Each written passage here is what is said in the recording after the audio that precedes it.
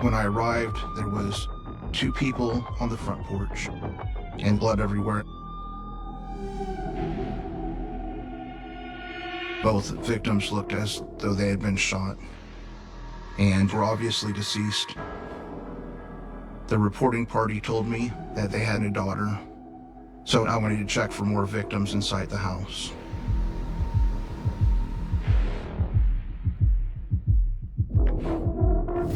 She was found in the bathroom of the home, uninjured.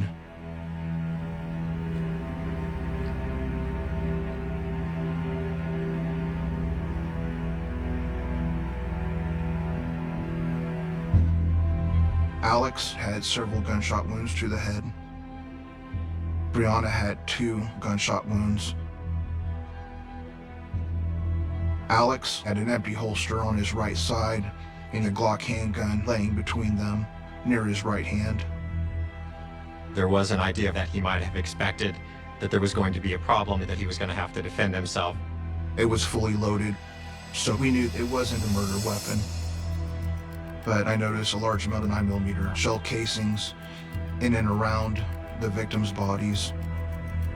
There was a police officer who lived near the crime scene who realized that he had a doorbell camera. When that was reviewed, it did find the gunshots of the attack at 1:21 a.m.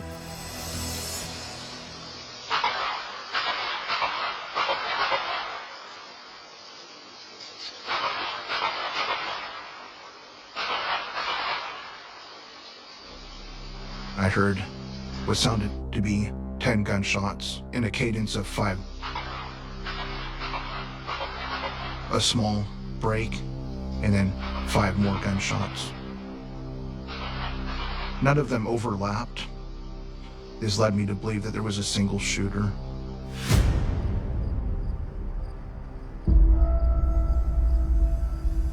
Someone else has surveillance cameras near their driveway. We were able to see a small economy-style vehicle around the same time as the murders. We weren't able to see the license plate or the color of the vehicle because it was at night, but that was a big piece of evidence.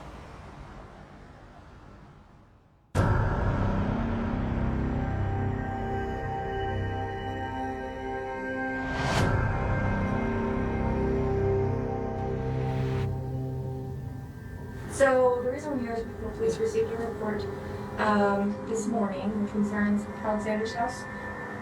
Okay. Okay. But they did find Alexander and Brianna deceased.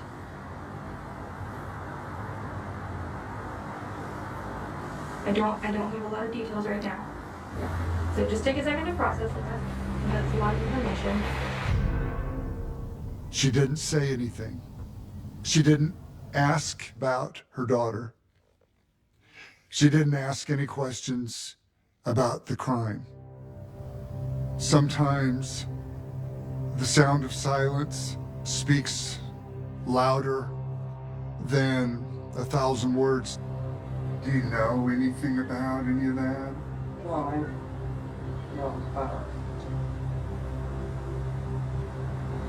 I was working all night. And you, just to be clear, what was your shift last night? My shift was 6 p.m. till 1:30-ish. Usually stay and hang out for a little bit before I leave. When I got home, I was exhausted. Right. Didn't take long before I fell asleep. When was the last time you had any contact with Alex?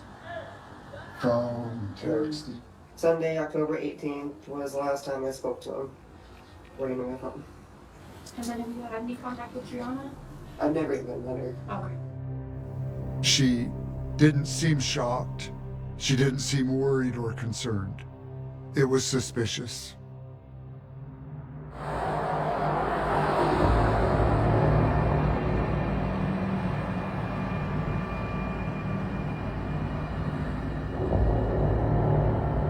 Alex and Teresa were not on good terms. There were associated claims regarding mistreatment of their daughter that each was making against the other.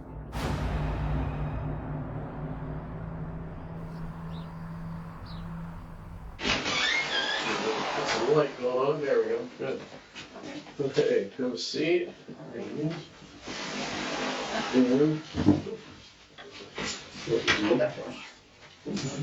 See your agreement there. Yep. Let me show you the part. There is that part. Every Sunday at 8 a.m. he's supposed to bring her to me. I texted him and said, I'm here where we normally do the exchange. And he said CPS is ordering him not to give the child over. Well, Yeah. I plan on also having him prosecuted for violating a court order as well. I don't know what he's trying to accomplish with this. All right, follow me. Okay.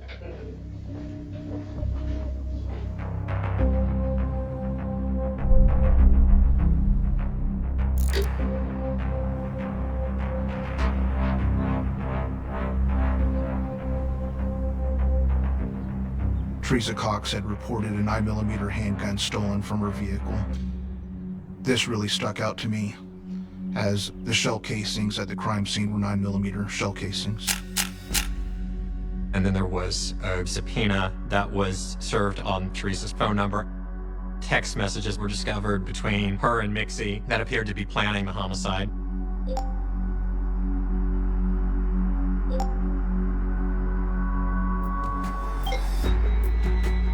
Mixie was talking about needing to get her head in the right space for what's going to happen tomorrow, which was sent on Thursday when the homicide occurred overnight on Friday.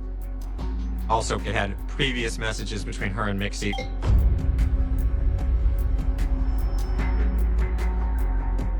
Mixie is confronting Teresa and saying, "You want me to kill someone?" Teresa seems like the mastermind. I think she realized Mixie was willing to do things for her and was able to manipulate Mixie into pulling the trigger and killing Alex and Brianna. When I think of Alex, the first word that comes to my mind is funny. His spirit was lighthearted, friendly. He was always ready with a kind word. In his youthful days, he was a little bit geeky. As he grew bigger, he became physically active and then followed eventually in my footsteps and joined the Army. No matter how big he got, he was still my little boy. Brianna was like a sister to me. She was pretty feisty. She was just gonna take on the world and no one was gonna tell her no. She worked 3 jobs just to be able to afford the house that she bought. She was so caring. And she loved children. She talked about Alex's daughter as if she were her own. Alex and Brianna met at a pizza parlor. He said it was instant love. Alex just talked about his future with Bree and having other children. He was so happy.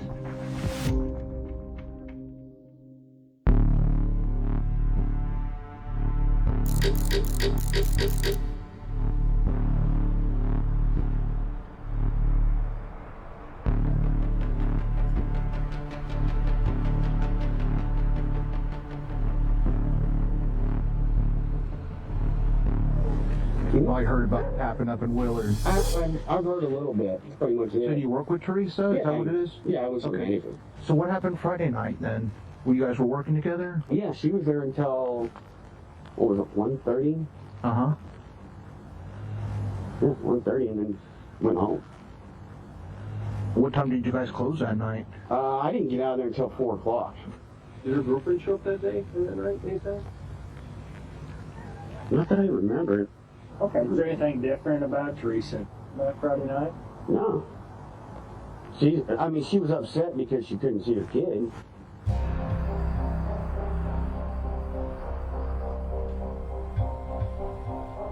Matt told me that Tree was with him until they all left at 4:10. And the girlfriend got there about like 2. Can you just...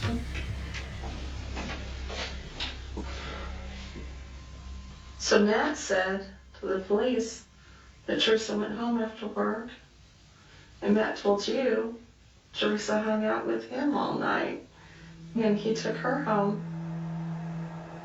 I don't know why he would have said opposite things, but Tree was there just as late as he was. Her girlfriend didn't get there until a little earlier before they left.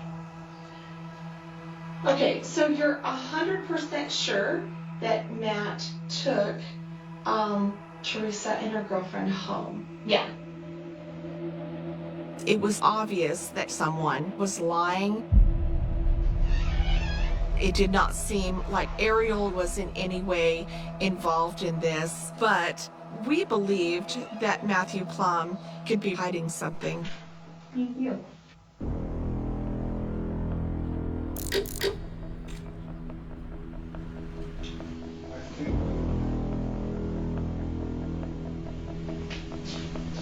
Hi, how are you? I'm not too bad. Thanks for coming in, bro. Not a problem. I'm Shannon Shipley. I was the one that called you on the phone. I appreciate you coming in. Okay. So, I'm gonna ask you just straight up. Matt, you didn't have anything to do with this, did you?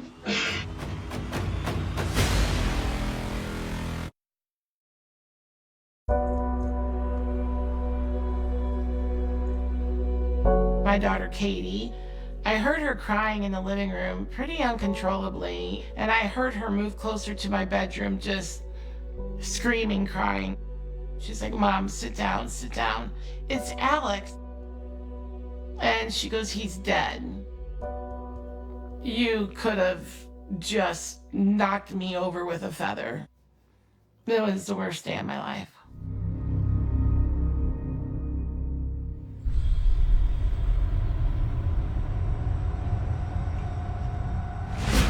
You might know that I talked to Ariel on Saturday. Some of the things that she told me, you told her, versus what you told the other officers didn't quite match. Did she tell you that? A little bit. The same? A little bit. Okay, and so Friday, what happened? Friday night, Teresa, her car was breaking down. She come in and told me that she had to let it sit because the transmission was overheating or getting hot or something.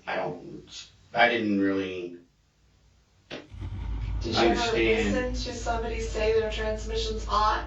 Ever in your life, somebody said, "My transmission's really hot"?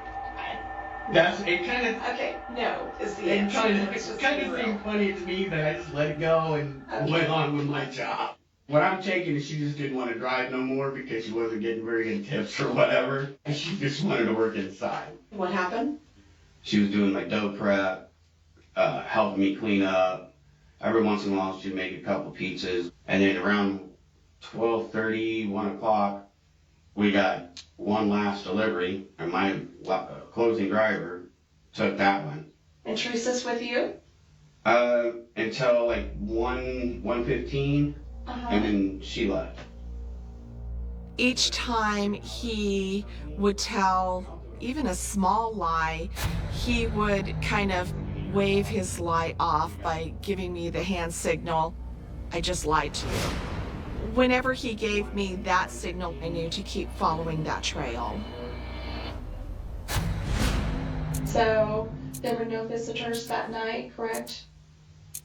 Not that I remember. There was one time her girlfriend came up there, but I didn't see her after that. That's a visitor. That was like around 5 o'clock that afternoon. So between 2 and 4:10 when you checked out, nobody came by. Okay. Not that I remember, because like I said, I was busy doing everything. What happened then? My nephew had my truck, Mm-hmm. and I called him to come pick me up when I was able to get off work. My nephew took me home. Apparently, Tree and her girlfriend was at my house. I got there and they were there. They just showed up at your house in the middle of the night. They had walked over or something, I don't know. But she lives 30 minutes away, so how would she show up on foot? That doesn't make sense. I didn't ask. Don't hold back anymore, because I can see you And that's are. what I'm not. I can see you are. You're not. You may think so, but you're not good at lying. He really wants to keep lying, and I keep cutting him off. I want him to know I only want to hear the truth. And as I keep pursuing that, it pushes him into a corner to make a decision. Is it time to tell the truth? Am I going to be able to get out of this? So I took them off so I could go to bed. You forgot that you took them home? I was That's I a was big sleepy. thing to forget. I was sleepy, tired. I was so tired anyway, I didn't even remember. Sure. And so how was Teresa and her girlfriend acting?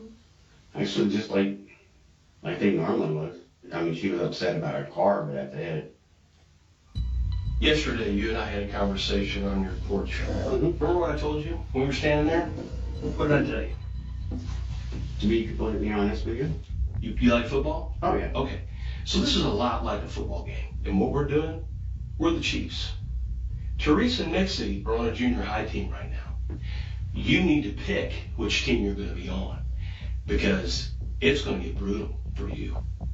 If you don't do what's right. I'm not choosing their team. You had conversations with them that you're not telling us.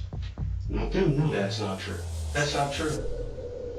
Regular people, when you tell them that they're lying, will get very upset. Nobody wants to be called a liar. It doesn't bother him one bit because he knows it's true. If there's something you think you're going to be in trouble for, you need to be the first one to talk about it. Because the first person that talks gets the best deal. Whatever's in your mind right now, you need to tell us. Nixie showed up at work right around 2 o'clock, just after Tree left. She was a little bit nervous about something. She was distraught. I told her to sit down and I'll see if I can find Tree. How do you know she was looking for Teresa? Because I put two and two together on that. What did Nixie tell you? She was saying something about she did something horrible. Did you already know? Did you know what she did? No, I didn't. You put two and two together? I didn't know. I'm hoping she didn't. I don't like that type of crap. You don't like the type of crap where people get gunned down? No, I don't. Yeah, I don't like that either.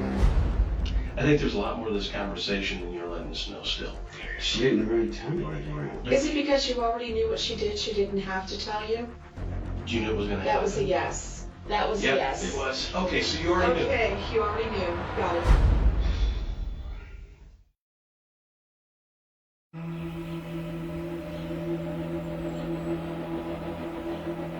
You're worried you're going to be in trouble because you knew it was going to happen and you didn't do anything. You tell this lady exactly what happened and don't hold back now. This is it.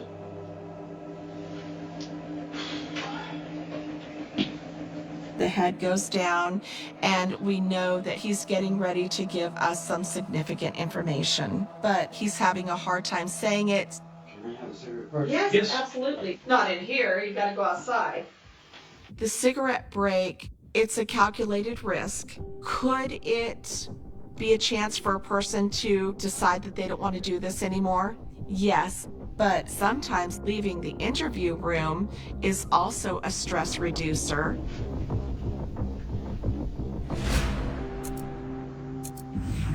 About 2 weeks ago, before this happened. Okay.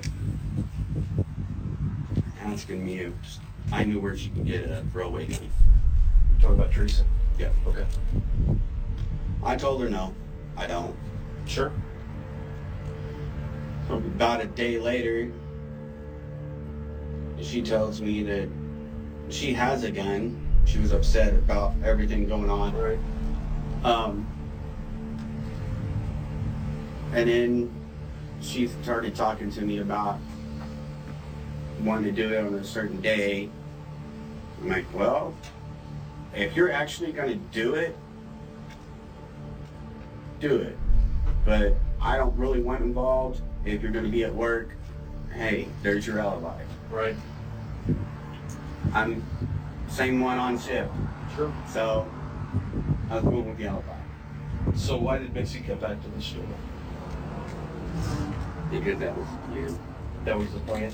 I guess for her to borrow Tree's car. Okay. Go do it, come back to the store, and then pick Tree up, come up, get the car, and go home. What did they do with the gun? That I didn't know. Teresa was looking for a way that she could carry out the homicides and avoid any consequences. You can see that in the setting up the alibi with Matt Plum. She manipulates all the pieces. She didn't care who, even among her friends, got hurt carrying out what she wanted to do. Okay. So the plan, was that something that you and Teresa discussed? Teresa discussed with me the plan. And was Mixie any part of that plan that you heard or you saw? Or was it just you and Teresa? Just me and Tree. Okay. So was part of the plan then for Mixie to do the terrible thing? Okay. So Teresa clocked in at what time? I think it was 6 when Tree come in and told me her car was messing up. Yeah. Her car wasn't messing up. Yeah. Right. We know that. She was doing deliveries. And at like a certain point, then she backed off And she stopped because because Mixie took her car. Mixie didn't come back with the car until like 1:30. Tree went out, got in it. Mixie come in. That's when I was sitting there trying to calm her down, keep her out of the way. I asked her what it was, but And she told you because you knew the plan. I couldn't understand what she was saying because she was so hysterical and stuff. But she did calm down. She calmed down a little bit. She told me that she killed him. She killed him? Or? I guess she killed both of them. And Mixie didn't tell you how they got on the porch? I didn't ask. I didn't even want to know because it was already too much for me. Did they ask you? No. I told them no. Now that you're, telling the truth and being honest, omission is a form of deceit too. So if you've not told us stuff that we're gonna find out, that would be bad. The GPS is going to show that I went driving around before I went home, just to clear my mind. Where'd you go? I went to Rutledge Ridge walkways, and I sat out there for a while. What'd you do? I just sat in the truck. What were you thinking about? Why I even agreed to it. There's nothing more. Go ahead and hit me with I it. think that's something. What is it? I told Teresa if she wanted to get rid of a gun, Rutledge Wilson was a good place to go. That's why I drove down there, to make sure she wasn't down there. Rutledge Wilson Farm Park is a working farm that is a park in Springfield. It's heavily covered with trees and foliage, a good place to dump a murder weapon. If you got rid of the gun, tell us now. I didn't get rid of it. Okay, well, here's the thing. If Mixie and Teresa say anything like, hey, look, I gave him the gun to get rid of, that's gonna be bad. Dude, if you took that gun, I get it. I understand that. Other people will understand that, but what they won't understand is if you went all this way and then didn't come clean 100%. If you got rid of the gun, please don't hold back. If you did that. Yeah,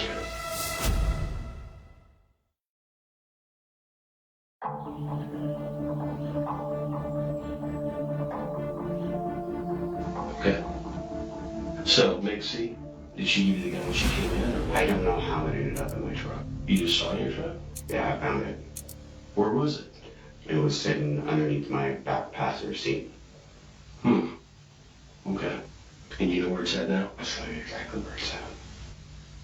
Is it outside? It's in the water. It's in the water. Okay. Well, we can go for a ride. You can show us where you pitched it. Would that be okay? You are going to be in some trouble, okay?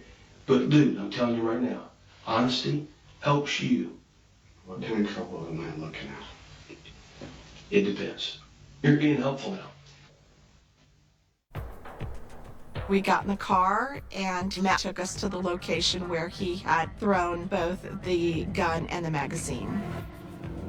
As soon as we were at the location, the Missouri State Highway Patrol dive team was able to locate the gun. The firearm matched the serial number that Teresa Cox had reported as stolen. Finding the gun was big. It was a direct tie of the murder weapon back to Teresa Cox.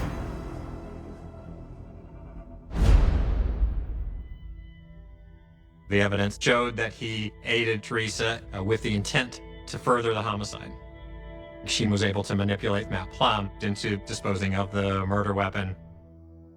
Teresa, frankly, is the mastermind. It doesn't happen without her.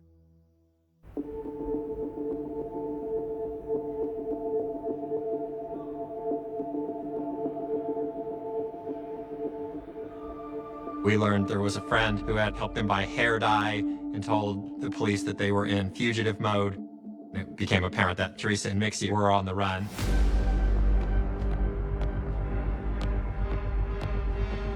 We learned they hitched a ride with a trucker into Joplin and left the state. We were offered aid from the U.S. Marshals. They told me in no uncertain terms, we will get your guy.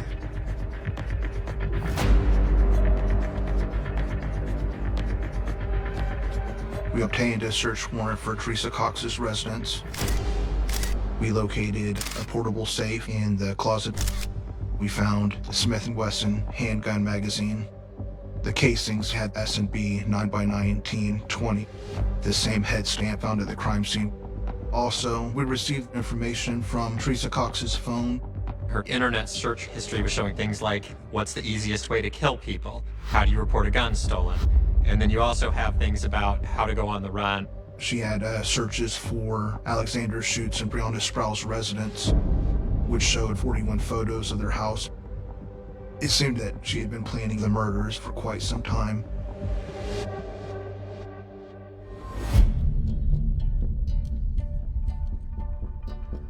Teresa had a 2014 red Chevy Spark, which has a very distinctive profile. When I looked at the vehicle in the video, it looked exactly like a Chevy Spark.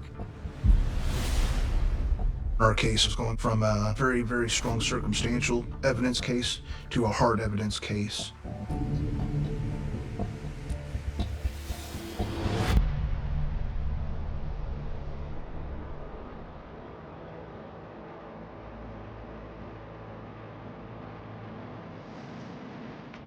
At that point, Mixie's taken into custody, and the marshals reach out to let our office know that they also had Teresa.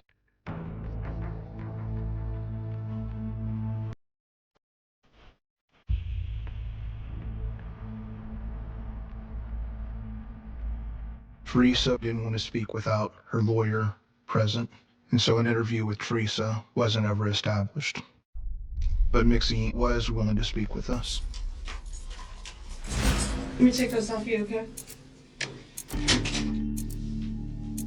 We wanted to establish more evidence against Teresa, that Teresa was pressuring Mixie to do this. A lot has gone down in a little bit of time, and everybody is scared, all right? Everybody's pointing at you, Mixie. You're gonna have one opportunity to put your side of the story out there. People that you thought were your friends are not your friends. They're all scared and they're all singing like canaries, all right? They want you to take the whole heat for this, and I know that's not true.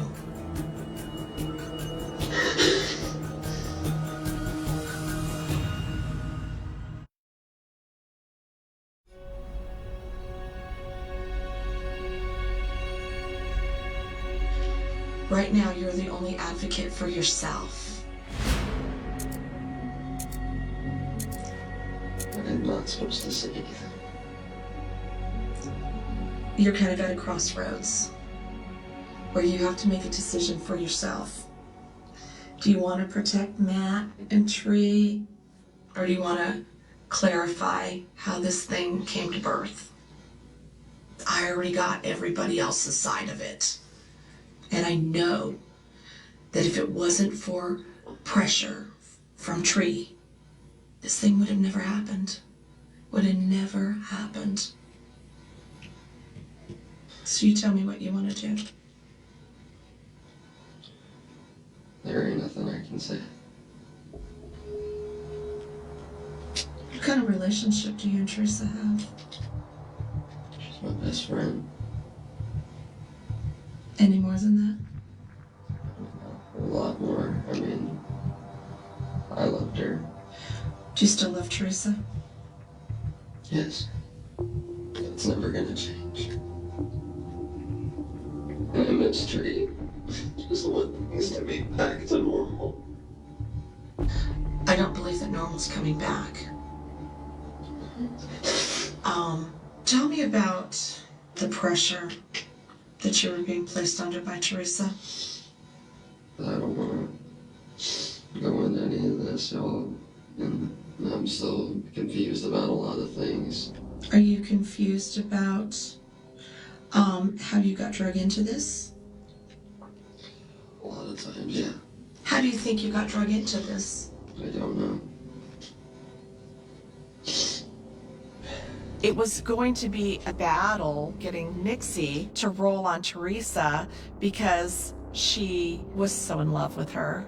So I'm going to have to change to focus on Matthew's participation.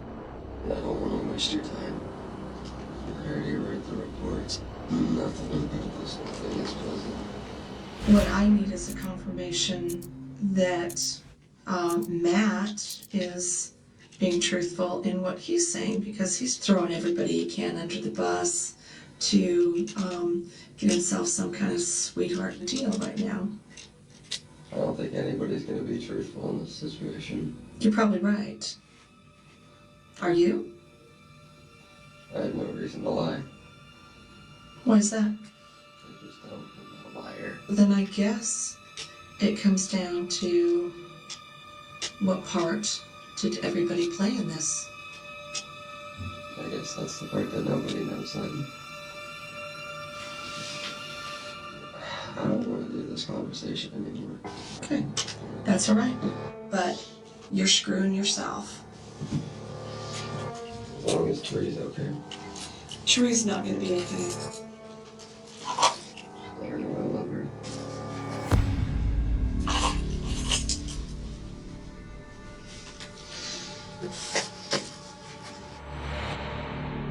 Mixie was done talking that day, but didn't close the door for subsequent interviews.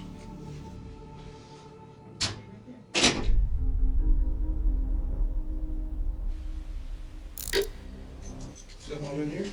Thank you, Detective. Yeah, have a seat right over here. You want to close the door? Yep.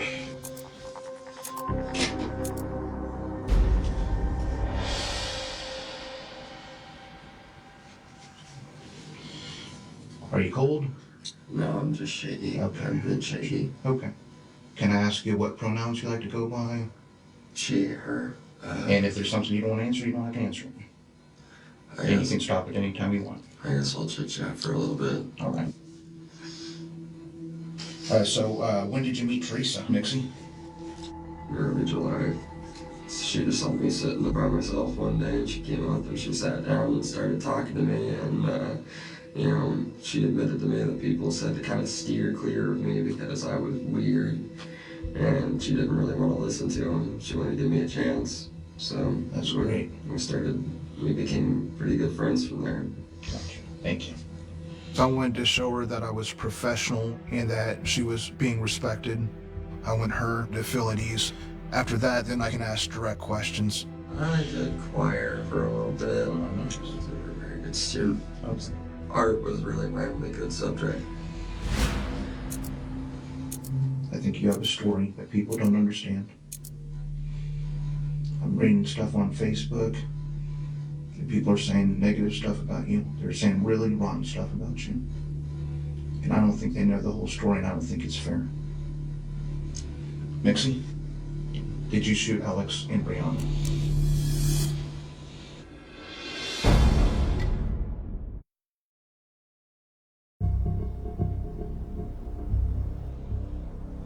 I want to know.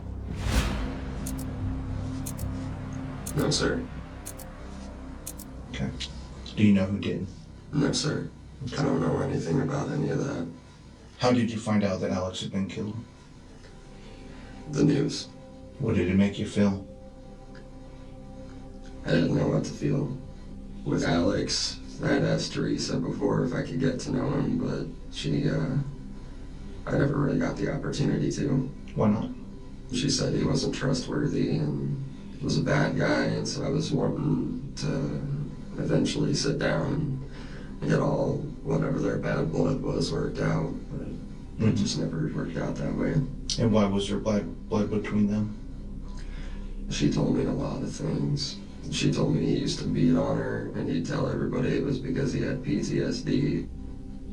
You ever think to yourself, I wish Alex would just go away? No, it was not my place to think things like that. Did Teresa think that? I don't know. I mean, she didn't like him. Teresa took every opportunity to sway people, to maneuver their feelings about Alex, to cause him to be a villain in their eyes, and to favor her. Why do you think someone would harm Alex? I don't know. Why would someone harm Brianna? I have no clue why someone would hurt her. If you had to name the real true victims in all this, who do you think the real true victims are? I have no clue. I don't know how to answer that question. I'm sorry. Mixie, tell me why you couldn't have done this. Because it's just not me. It's just not a thing that I'm willing to do. For someone that had no involvement, it's a real quick answer. I didn't do it because I wasn't in Willard, because I had no ill will against Alex, because I had no firearm. But if they did do it, they have to convince you that they weren't part of this. And at this point, Mixie waffles a little bit. Yeah. I was out getting drunk with my friends anyway. Who were you drinking with that night? I think I'm done with questions. I just want to go back up to my cell.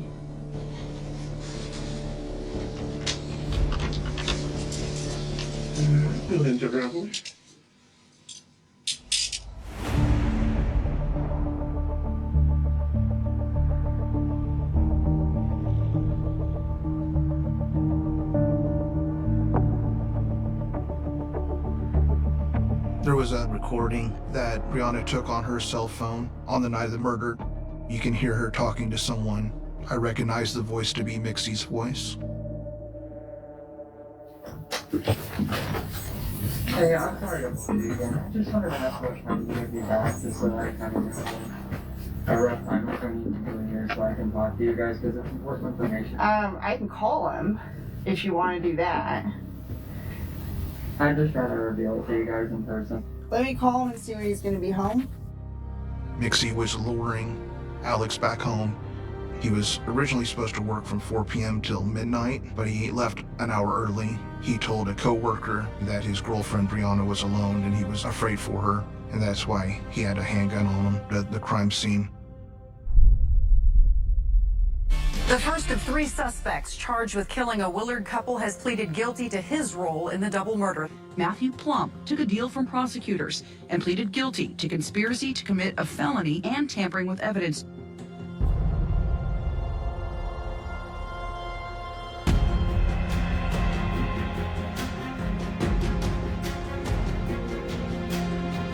I just want to begin by saying I'm sorry to the family.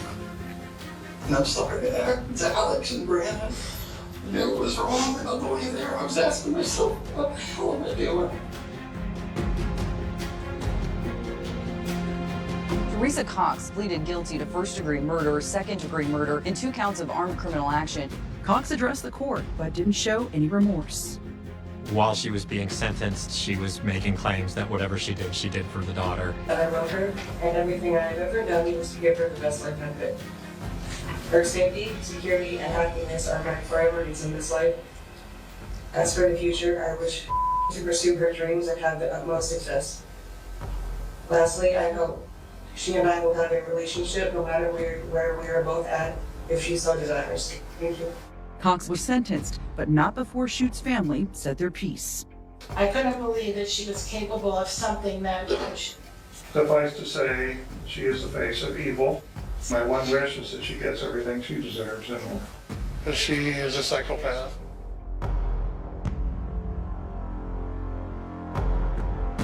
Teresa Cox was pure evil. She was somehow able to convince her co-workers to carry out murder, but we were able to bring some measure of justice to the family.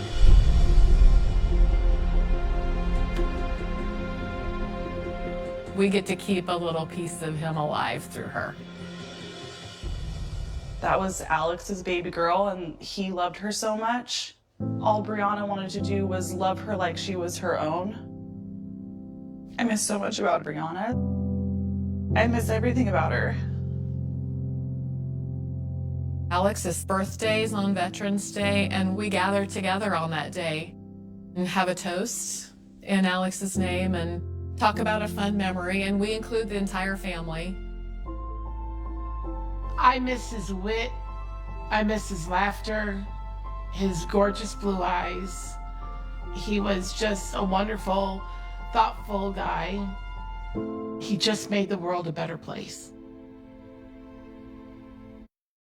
It was a foggy January morning in 2003 when the lifeless body of 19-year-old Emily Sanders was discovered on the outskirts of Santa Rosa, California, sprawled across the damp grass of an abandoned lot, her eyes wide open as if frozen in shock, her hands clenched in silent terror. A scarf twisted around her neck, leaving investigators scrambling for answers as whispers of a predator on the loose spread like wildfire through the tight-knit community.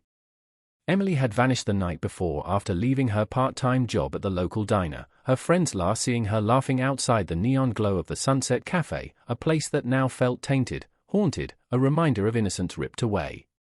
Parents clutched their children closer, and neighbors murmured about strange headlights cutting through the mist in the hours leading to her disappearance, strange figures moving in alleyways that no one could quite place. The police cordoned off the lot, marking evidence with small yellow flags, each item a puzzle piece in a picture no one yet understood, a scene frozen in chaos, crime scene tape flapping in the cold wind as if waving to the world that something unspeakable had occurred. Detectives pored over Emily's last known movements, interviewing co-workers, classmates, even the neighborhood watch, yet every lead seemed to dissolve into the fog, each tip a dead end, and the city that had always felt safe now shivered with uncertainty, fear spreading silently through streets that had once been ordinary. The first days were frantic, officers walking the lot in boots that sank slightly into the frozen ground, cameras clicking, flashlights sweeping corners, recording the scene in meticulous detail, every angle captured in the hope that the lens might reveal what the human eye could not, a shadow, a footprint, a trace of a hand that didn't belong. Emily's parents were inconsolable, their grief raw and public, haunting the local news, tears glinting under streetlights as reporters whispered questions about the last time she had been seen alive, their words heavy with sympathy but light on answers, reflecting the helplessness that would shadow this case for years to come. The autopsy revealed a struggle, bruises that told a story of desperation, a wound that hinted at a final, violent confrontation, yet it offered no clue to the face of the assailant, leaving investigators to hunt shadows, piecing together fragments of a night that seemed to have evaporated into silence. Forensics combed through the scene, lifting fibers, hairs, and fingerprints, each sent to the lab with the promise of technology that in 2003 was advanced, but not omnipotent, and days turned into weeks with nothing to confirm, no match, no confession, only the eerie stillness of a case growing colder by the hour. Community members posted flyers, organized vigils, their candles flickering in the night like ghostly eyes, and local bars, diners, and coffee shops whispered her name, a soft echo that refused to fade, an invisible thread tying the town together in collective dread. Emily's friends described her as vivacious, her laughter a familiar soundtrack to their lives, and the idea that someone had snatched that joy and left only fear made the crime feel personal, intimate, the kind of horror that burrows into the corners of memory and refuses to leave. Law enforcement explored every angle: the ex-boyfriend, strangers passing through, local drifters, but every interview ended with more questions than answers, and the case quickly became a black hole of frustration, with detectives working around the clock, the hum of fluorescent lights in the precinct a constant reminder that time was slipping by, each day pushing the possibility of justice further into the murk of uncertainty. Unusual patterns emerged. Several witnesses recalled a black SUV parked near the diner the night Emily disappeared, its license plate obscured by frost, the engine running, its driver unseen. A local jogger mentioned a man standing at the edge of the lot where Emily's body was later found, hands in pockets, watching silently before melting into the mist. These details, small and easily dismissed, became the foundation for theories, but without corroborating evidence, they were whispers, rumors, fragments of a narrative that refused to form. Detectives drew maps, timelines, connecting dots that sometimes glowed faintly and other times vanished entirely, frustration mounting with each failed lead. The city council held meetings to reassure the public, but reassurance was hollow, and parents kept children indoors, garages and backyards watched like miniature fortresses, the ordinary routines of life replaced by vigilance and anxiety. The media descended like vultures, broadcasting every twist, every detail, and the story became more than a crime, it became a symbol of vulnerability, a cautionary tale in real time, with viewers across the state shaking their heads at the randomness, the senselessness, the darkness that could seep into any street corner at any hour. Months passed. The case went cold, though detectives never stopped. Cold case units reviewed files, images, and reports, sometimes months apart, eyes scanning for inconsistencies, overlooked details, fingerprints that didn't match anyone in the system, fibers from clothing that resisted categorization. The human mind tried to impose order on chaos, creating profiles, imagining motives, potential escape routes, psychological patterns of a predator who knew the town and could vanish at will. Despite their training, even seasoned officers felt the frustration, the gnawing sensation that every second of delay was another second stolen from the possibility of closure. Emily's family aged visibly, the strain leaving marks on faces once bright with hope, and holidays became somber markers of absence, birthdays reminders of a life interrupted, anniversaries of disappearance heavy with sorrow. Local residents still whispered about the black SUV, about shadows seen moving at night, about laughter cut short, and every new face on the street was met with a subtle tension, an unspoken question: could this be connected, or was the fear simply permanent now, embedded into the fabric of the town? In the detective notebooks, one entry stood out, scribbled in urgency months after the disappearance: scarf fibers found on broken fence, unidentified. Could this be the point of entry? Check surveillance from nearby gas station, January 12, 2003, 10:15 p.m. Yet the tapes, if they ever existed, had long since been recorded over, leaving nothing but the memory of hope and the cruel reminder that technology is only as permanent as the systems that maintain it. Investigators interviewed hundreds, each statement weighed for contradictions, each sighting logged meticulously, a mountain of data growing heavier with every unanswered question, a paper trail that, rather than clarifying, deepened the sense of disorientation.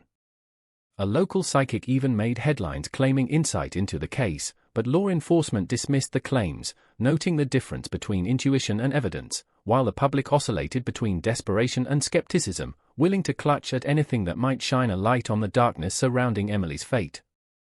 The case lingered, a ghost over Santa Rosa, haunting conversations at grocery stores, church meetings, and playgrounds.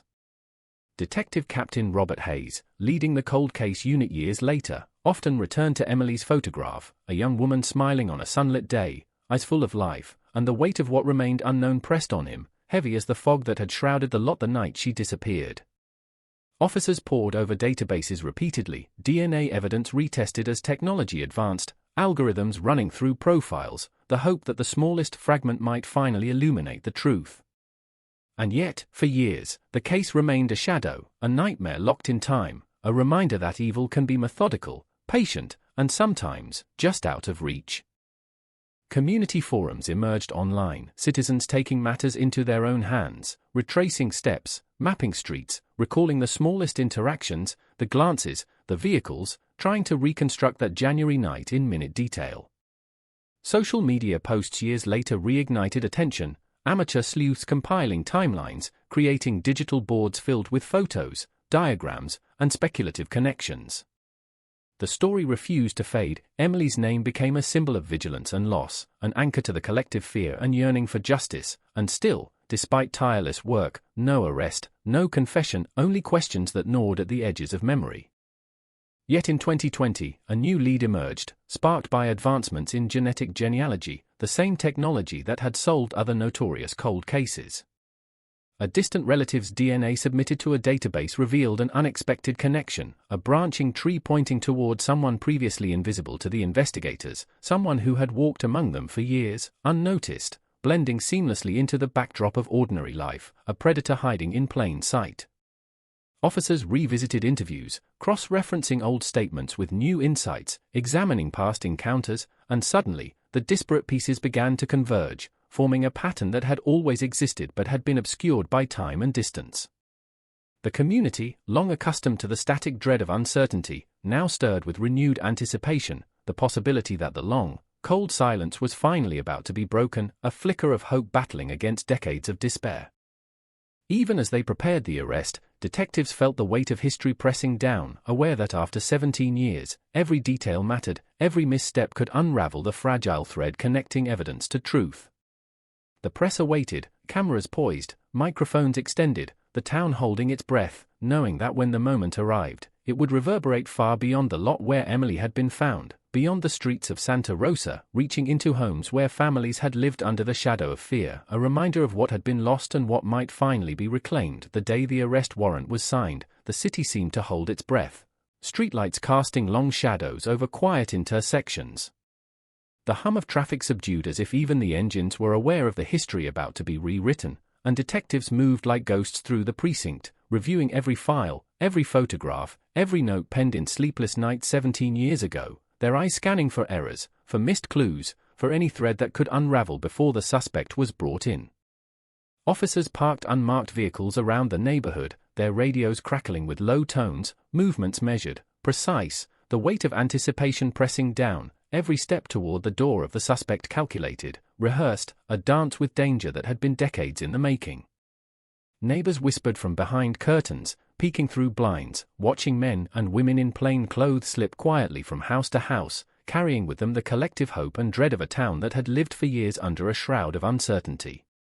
Emily's parents were summoned to the precinct under careful instructions, their hands trembling, their faces etched with lines drawn by grief, longing, and cautious hope, hearts pounding with the possibility that after nearly 2 decades, the nightmare might finally be confronted. Detectives knocked, the sound echoing down the narrow street, a signal that rippled through the small community like a shockwave. Inside, the suspect, a man who had blended seamlessly into ordinary life, a neighbor, a coworker, someone whose name had been whispered only in passing over the years, stood frozen, the weight of 17 years of evasion pressing on him, the walls closing in with every click of boots against hardwood floors. The arrest was swift, the handcuffs cold and heavy, the silence punctuated only by the shuffle of papers, the soft hum of equipment, the barely audible sighs of officers holding decades of tension in their shoulders. The suspect was read his rights, his eyes darting, calculating, the mask of normalcy slipping just slightly to reveal the fissures of guilt, the tremor of a lifetime spent hiding from shadows that now stood fully illuminated. Cameras flashed, reporters murmured questions, and the community felt a tremor of relief mixed with disbelief. Was this truly the moment the endless waiting had ended, or had they only crossed the threshold into a new layer of complexity, a fresh chapter of horror now that the predator had been identified? Inside interrogation rooms, harsh lights glinting off metal tables, the suspect sat, a wall of stoic silence at first, the kind that made investigators lean in, sensing that beneath the calm lay a storm ready to break, and questions poured forth, precise, deliberate, each syllable a probe into 17 years of secrecy. How did he know Emily? Where had he been the night she vanished? Every answer, every hesitation, every twitch of an eye became evidence, the slow unraveling of a life constructed carefully over nearly 2 decades. Detectives laid out evidence, photographs, DNA matches, timeline reconstructions that seemed to stretch and compress time simultaneously, a web of incontrovertible proof circling the man who had seemed untouchable, his confidence eroding as each detail was presented, the walls of his denial cracking, exposing the contours of guilt hidden beneath layers of careful deception. Meanwhile, the community outside waited, the news broadcast cycling every few minutes, anchors speaking in hushed, urgent tones, repeating the details that had once been speculative, now confirmed, a flood of information that brought relief and revulsion in equal measure. The streets, which for years had been tense with the memory of the crime, pulsed with renewed energy, conversations buzzing with incredulity, neighbors comparing notes about the years they had glimpsed him, the mundane moments that, in hindsight, seemed sinister, the fleeting glances that were now etched permanently in memory as part of a larger, horrifying picture. Social media lit up with discussion, theories finally collapsing under the weight of truth, amateur sleuths vindicated by the discovery yet confronted by the stark reality that the life of a young woman had been taken, the scars on the town indelible, the lesson in vulnerability painfully clear. Court proceedings began quickly, the system moving with the urgency demanded by public scrutiny. Prosecutors presented a meticulous case, DNA evidence at the forefront, combined with eyewitness recollections, digital footprints resurrected from long-dead hard drives, and a paper trail that now connected the suspect unequivocally to Emily's last night. Jurors listened in tense silence as the story unfolded, each detail meticulously examined, each timeline cross-checked, every piece of circumstantial evidence weighed against the cold, unflinching facts, the past and present merging into a narrative too precise, too damning to ignore.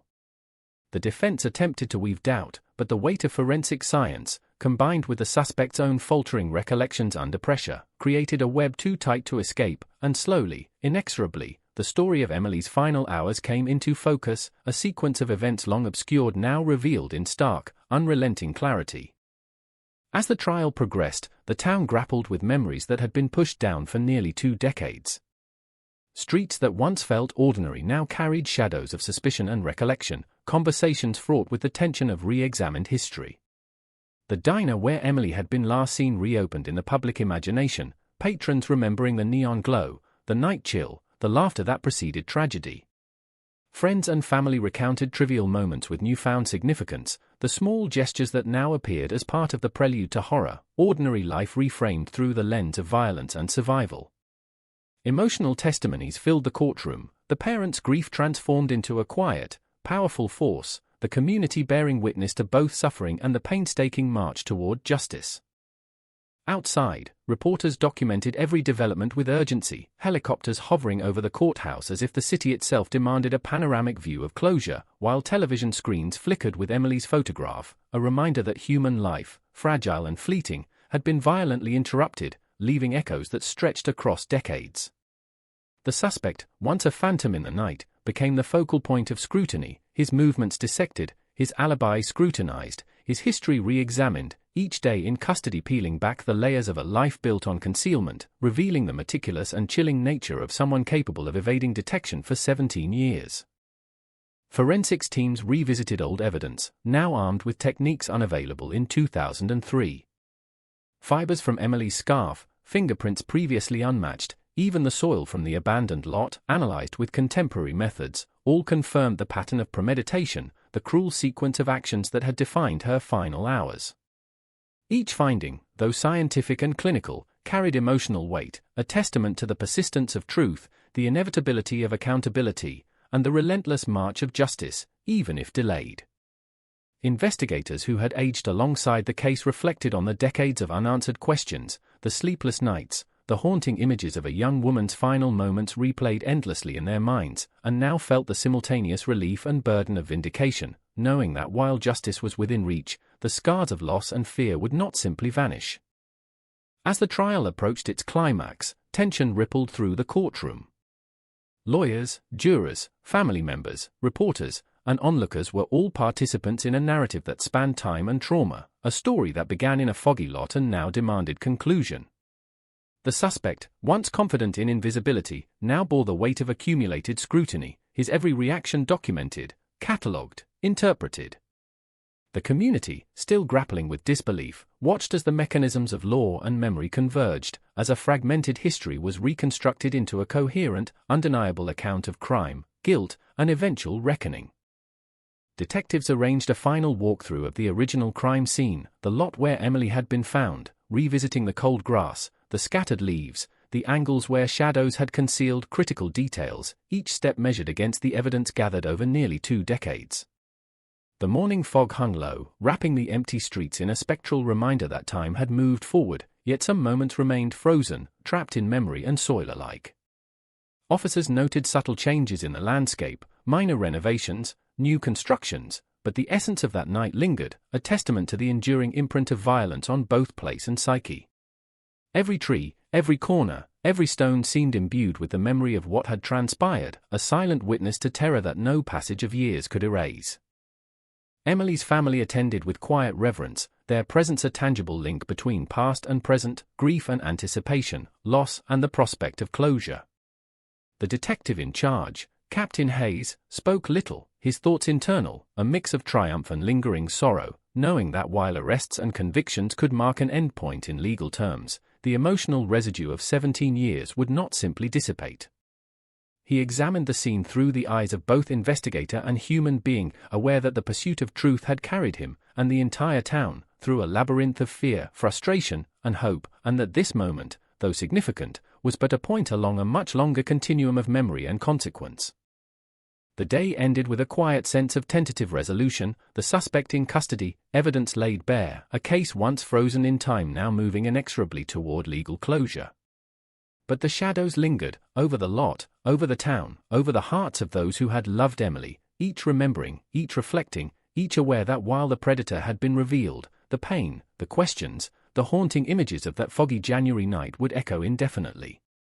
Residents whispered about the lights in the windows, the fleeting figures seen moving silently in alleys, their imaginations haunted by the knowledge that evil can reside anywhere, that closure in court does not erase trauma, that the past, once it touches a life, leaves permanent marks no trial, no verdict, no confession can erase. The courthouse buzzed with a tense energy that seemed to seep into every corner, reporters lining the hallways, cameras poised like predators ready to capture the smallest twitch of a hand, the faintest tremor in a voice, while inside, jurors sat stiff-backed, pens hovering over notepads, eyes scanning the courtroom for cues, for cracks, for any sign that the story of Emily Sanders' final night might reveal new surprises, and as the trial commenced, the air thickened with anticipation, a mixture of fear, relief, and disbelief, emotions so potent that they seemed to hum like an electric current through the wooden benches, under the bright fluorescent lights, around the metal detectors, through the doors that had been opened and closed countless times in the decades of procedural formality.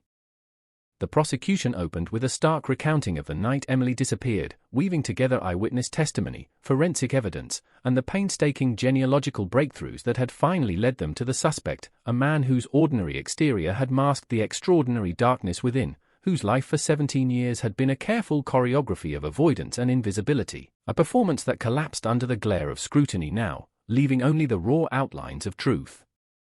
The jury listened in rapt silence, the names, dates, times, and locations forming a latticework of inevitability, a path of logic that had been obscured for nearly 2 decades now illuminated in forensic clarity, leaving the courtroom suspended between past horror and present revelation.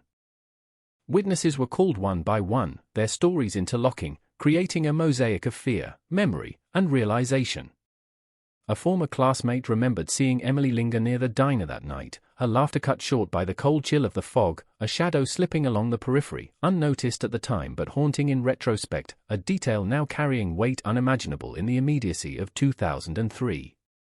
A jogger's recollection of a black SUV at the edge of the lot, once dismissed as coincidence, became pivotal when cross-referenced with surveillance and cell tower data, the pieces of a puzzle long thought unsolvable now locking together with a precision that startled even seasoned detectives. Forensic experts detailed the analysis of fibers from Emily's scarf, the DNA extracted from surfaces, the soil samples matching the lot where her body had been discovered, each scientific confirmation a hammer striking against the edifice of doubt, shaping a narrative so concrete that attempts at defense required ingenuity bordering on implausibility.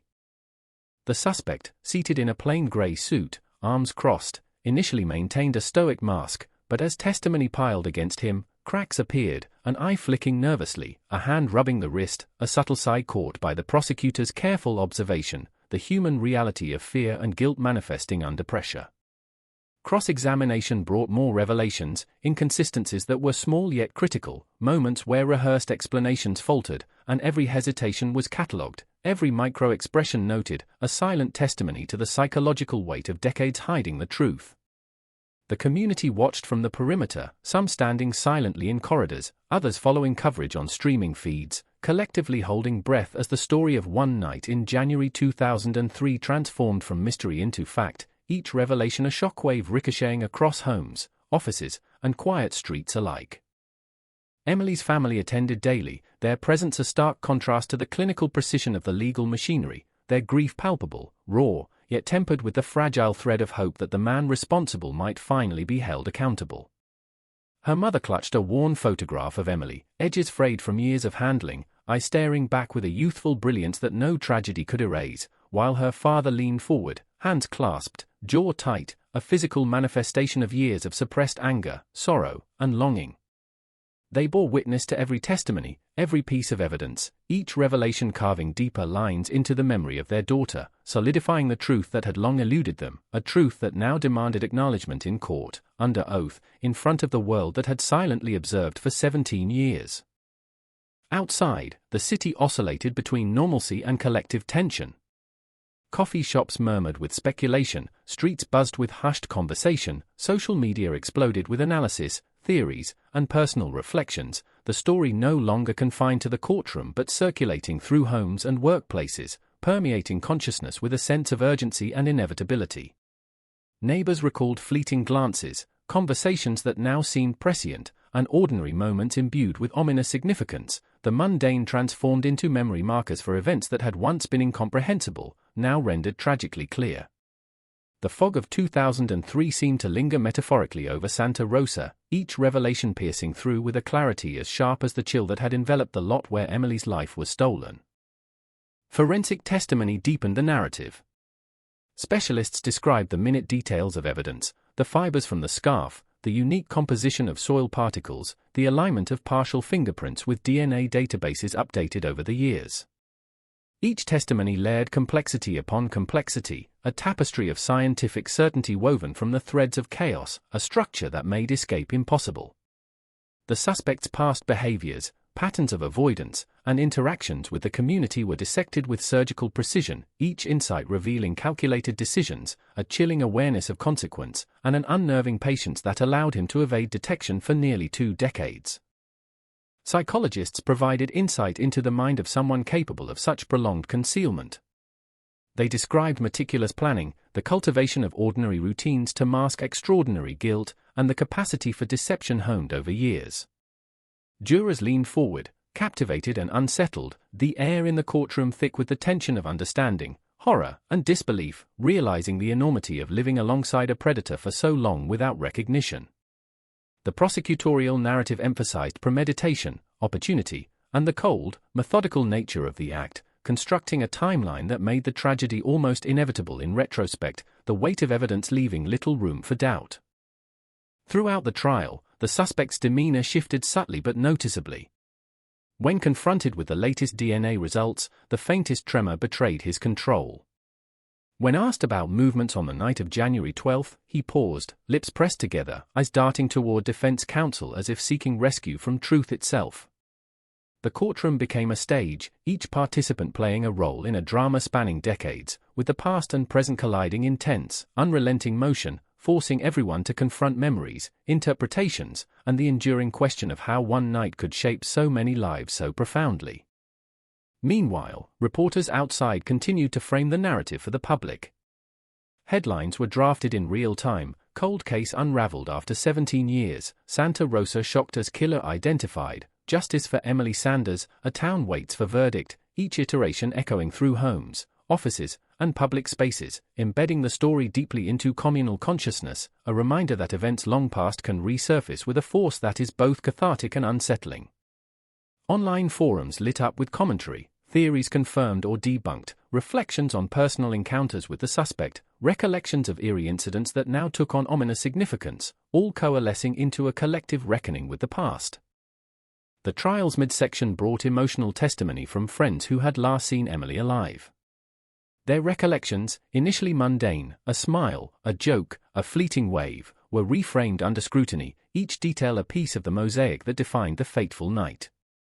Their voices wavered as they recounted what they had missed, what they hadn't understood, and the courtroom absorbed their fear, guilt, and grief in almost physical waves, the shared humanity making the evidence more than data, transforming it into a lived, communal experience of horror, loss, and the relentless pursuit of truth. Legal arguments grew more intense as defense attempted to introduce doubt, suggesting alternative timelines, questioning the reliability of witness memories after 17 years, yet every strategy faltered under the unyielding precision of DNA analysis, corroborated timelines, and the meticulous reconstruction of events. The prosecution countered with surgical clarity, presenting evidence in sequence, connecting dots with a force that left the courtroom in near silence, the audience absorbing the inexorability of conclusion, the logic of consequence, the certainty of accountability. As days turned into weeks, each session ended with a sense of suspended breath, the town collectively exhaling only when reporters' voices receded from airwaves and courtrooms emptied.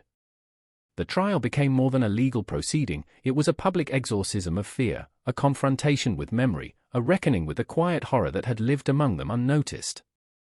Streets, once quiet in apprehension, buzzed with renewed dialogue, the narrative now tangible, almost palpable, as residents navigated the duality of relief and ongoing trauma, conscious that closure in court could never erase the imprint of 17 years of fear. In private, detectives reflected on the painstaking journey from 2003 to the present, the evolution of forensic science, the persistence of human observation, and the patience required to outlast a predator who had understood invisibility as both shield and weapon.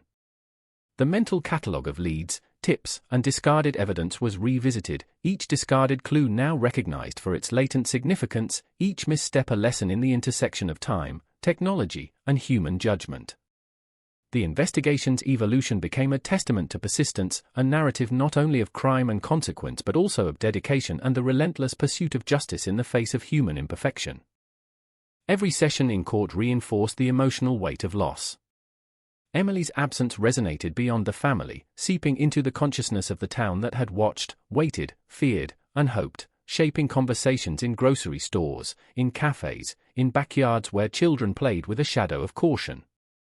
The trial itself became a public memorial, a mechanism through which collective memory was acknowledged, through which grief was validated, through which a story interrupted by violence was finally told in its entirety, forcing all who bore witness to confront the cost of inattention, the necessity of vigilance, and the power of accountability. Even after nearly 2 decades, the courtroom was electric, tension clinging to the air like a second skin, every seat filled, every eye fixed on the proceedings, the hum of anticipation vibrating through the walls as the prosecution prepared to deliver its closing argument, the narrative of Emily Sanders' final hours reconstructed with unflinching clarity, each detail painstakingly aligned to form a chain of events so precise that it left no room for evasion, no gap through which the shadows of doubt could slip, and the jurors leaned forward, pens hovering over notes, hearts racing, acutely aware that they were about to pass judgment on a crime that had haunted an entire community for nearly 2 decades. The prosecutor's voice rang with controlled intensity, weaving together the strands of forensic evidence, eyewitness testimony, digital records, and genealogical breakthroughs, each fact delivered like a hammer strike, a relentless cadence designed to shatter any lingering uncertainty. And as the words filled the room, the sheer scope of the investigation, the years, the persistence, the obsession with uncovering truth, pressed down on everyone present. Emily's parents sat in the front row, hands intertwined, eyes fixed on the suspect who had hidden in plain sight for 17 years, their faces a mixture of grief, relief, and anticipation, the emotional gravity of the moment palpable, radiating outward to the community watching from beyond the courthouse walls through streaming news and social media feeds. Friends who had survived the early days of trauma and uncertainty spoke quietly to one another, their whispers nearly lost amidst the weight of decades of unanswered questions, their minds replaying the last glimpses of Emily, her laughter, the casual moments now forever transformed into premonitions of tragedy. Outside, reporters and citizens alike waited with bated breath, the anticipation of closure carrying the city forward in unison, every street corner, every household, every cafe steeped in the history of that January night, the unresolved horror finally meeting the precision of justice.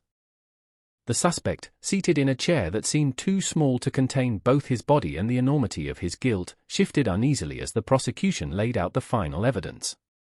The DNA match, once a glimmer of hope in a cold, forgotten file, was presented in full detail, connecting him irrevocably to the lot where Emily had been discovered, to the scarf that had become both symbol and evidence, to fibers and traces previously lost to the limitations of early 2000s technology but now illuminated by the unforgiving clarity of modern forensic science. The genealogical link, a branching trail of relatives that led directly to him, shattered any pretense of anonymity, every connection a tether pulling him from obscurity into the glare of accountability, the decades of concealment now crumbling under the weight of inevitability. Witnesses recounted what they had seen and remembered, each statement now framed by years of reflection and new perspective, the small, almost imperceptible details that had once been dismissed now assuming monumental significance. A neighbor recalled the distant rumble of an engine in the fog, the subtle shimmer of headlights disappearing behind the mist, details once thought inconsequential now woven seamlessly into the narrative of crime and concealment. Another remembered the shadow by the edge of the lot, initially shrugged off as a passerby, now cemented in memory as a vital clue overlooked for 17 years. Each recollection added layers of depth to the story, transforming the abstract horror of the cold case into a tangible, inexorable chronology, a relentless march toward truth. The defense struggled, the weight of incontrovertible evidence bearing down, the careful strategy of casting doubt collapsing under the relentless precision of fact. They questioned memory, challenged timelines, attempted to cast shadows on forensic methods, yet each maneuver was met with rebuttal grounded in scientific certainty and corroborated witness testimony. The courtroom was a stage for the collision of past and present, of uncertainty and clarity, a tableau in which human error, memory, and observation intersected with the inexorable logic of forensic reconstruction, leaving all who watched with a sense of inevitability, the arc of justice bending inexorably toward accountability. As the trial neared its conclusion, the suspect's composure began to crack. Small gestures betrayed tension, the tightening of hands, the avoidance of eye contact, subtle shifts in posture that belied a lifetime of practiced invisibility. The prosecution highlighted these inconsistencies, pairing them with the precise forensic timeline, the alignment of eyewitness accounts, and the DNA evidence that left no room for doubt. Each point was a carefully laid brick in a wall of truth that rose inexorably around him, a structure both methodical and unyielding, leaving escape impossible, the net of accountability finally drawn tight around the man who had haunted Santa Rosa for 17 years. The jury listened, absorbing every detail, the gravity of their responsibility evident in their posture, their focus absolute. They were tasked with distilling decades of trauma, investigation, and analysis into a single verdict, a decision that would resonate far beyond the walls of the courthouse, reaching into homes, hearts, and the collective memory of a town that had existed under a shadow for nearly 2 decades. Every word spoken in the courtroom, every piece of evidence, every testimony carried with it the weight of the past, the burden of unresolved grief, the urgency of finally confronting the darkness that had lurked unseen. Emily's parents, sitting rigidly, allowed themselves brief glances at one another, silent acknowledgments of shared endurance, of the years spent clinging to hope and wading through despair. They had survived 17 years of uncertainty, their lives shaped by the absence of closure, and now they bore witness to the painstaking construction of justice, the culmination of relentless effort, the acknowledgement of what had been lost and what could finally be accounted for. Friends, neighbors, and community members present in the gallery experienced a similar catharsis, the tension of years giving way, if only partially, to recognition and acknowledgement, a communal release tempered by the permanence of trauma. Outside the courthouse, media coverage was relentless. Helicopters hovered overhead, cameras captured every angle, and news anchors provided minute-by-minute updates, broadcasting the unfolding narrative to households across the state. Social media erupted with commentary, analysis, and personal reflections, every retelling a thread in the tapestry of collective memory, reinforcing the resonance of the trial, the significance of the revelations, the communal reckoning with nearly 2 decades of fear and uncertainty. The final days of testimony delved into the psychological profile of the suspect, the patterns of premeditation, concealment, and deliberate evasion. Experts described a mind attuned to observation and avoidance, capable of maintaining the illusion of normalcy while orchestrating a crime that had remained unsolved for years. The insights were chilling, the implications profound, leaving jurors and observers alike grappling with the reality of proximity to calculated danger, the unsettling notion that evil had walked among them, hidden in plain sight, for almost 2 decades. The culmination of the prosecution's argument emphasized inevitability. Every forensic connection, every eyewitness account, every moment of hesitation or avoidance coalesced into a narrative that was impossible to deny. The town, still emotionally tethered to the case, felt the tension shift, the decades of unanswered questions now funneling toward resolution, the possibility of closure, the first real glimpse of justice for Emily Sanders after 17 years of uncertainty and fear. Throughout the courtroom, the subtle interplay of human emotion and procedural rigor was palpable. Jurors absorbed the weight of history, the intricacies of evidence, and the human stories intertwined with cold facts. The suspect, confronted by decades of investigation and the unyielding logic of forensic science, exhibited a gradual, almost imperceptible surrender, the illusion of invulnerability eroding under the relentless scrutiny, a quiet acknowledgement that concealment had reached its limit, that the truth had finally caught up, inexorably, unrelentingly. Emily's family experienced the final testimonies with a mixture of grief and fragile hope, aware that the courtroom could not restore what had been lost, could not bring back a daughter, a sister, a friend, yet offered recognition of the suffering endured, validation of the search for justice, and a symbolic reclamation of agency over a narrative once dominated by fear and uncertainty. Their presence, unwavering, served as a moral anchor, a living testament to endurance and the human demand for accountability, echoing beyond the courtroom into the streets, the homes, and the collective psyche of the community. As the closing arguments concluded, the air in the courthouse seemed to shift, charged with the energy of anticipation, the weight of decades bearing down on jurors who were tasked with translating testimony, evidence, and human experience into a singular decision, a verdict that would finally reconcile the past with the present, that would acknowledge both the crime and the years of unresolved grief. The community outside waited, knowing that when the verdict was delivered, it would reverberate far beyond the walls, touching hearts, reshaping memory, and offering a measure of closure long denied. The courtroom fell into a heavy, almost suffocating silence as the jury filed back in, their footsteps echoing on the polished floors, the weight of 17 years pressing down on every shoulder in the room, a collective tension that seemed to suspend time itself. And every person present instinctively straightened, eyes fixed on the foreperson as they took a deep breath and began to speak, each word measured, deliberate, resonant, carrying the authority of months of testimony, years of investigation, decades of unresolved fear, the single syllable of a verdict about to shatter the long-held suspense that had gripped Santa Rosa since that foggy January night in 2003. Guilty. The word was spoken in a voice calm, precise, final, yet it carried the weight of decades of pain, anguish, and relentless searching. The air seemed to crackle with relief and disbelief, a shockwave that rippled through the courtroom, reaching Emily's parents first, who clutched each other instinctively, tears spilling freely, faces a mixture of grief, catharsis, and a quiet triumph born of survival. Friends, neighbors, and even casual observers felt the tension release, a collective exhale after nearly 2 decades of frozen uncertainty, the knowledge that the man who had haunted their streets, hidden in plain sight, would finally face the consequences of his actions. The suspect slumped, shoulders drooping, the mask of stoicism shattered, replaced by a stark, raw acknowledgement of reality. His eyes darted briefly to the gallery, meeting the gaze of those who had lived with the fear he had instilled, and for a moment, the human horror of his deception, his patience, and his methodical concealment became undeniable, a chilling reminder that evil can reside behind ordinary faces, that the ordinary and the sinister can coexist in unsettling proximity for years, even decades. Handcuffs clicked as he was led away, each step echoing like a grim metronome marking the end of a dark chapter, yet the reverberations of trauma would continue to resonate, refusing to dissipate with a legal closure. Outside the courthouse, the city erupted in a mixture of relief, grief, and reflection. Reporters shouted updates, cameras captured reactions, and residents gathered in small clusters, speaking in hushed tones about what had transpired, recalling years of fear, moments of uncertainty, and the long nights spent imagining what had happened to Emily Sanders. Coffee shops buzzed with conversation, sidewalks filled with pedestrians recounting memories of the suspect, anecdotes once dismissed now charged with meaning, the ordinary reframed in the unforgiving light of truth.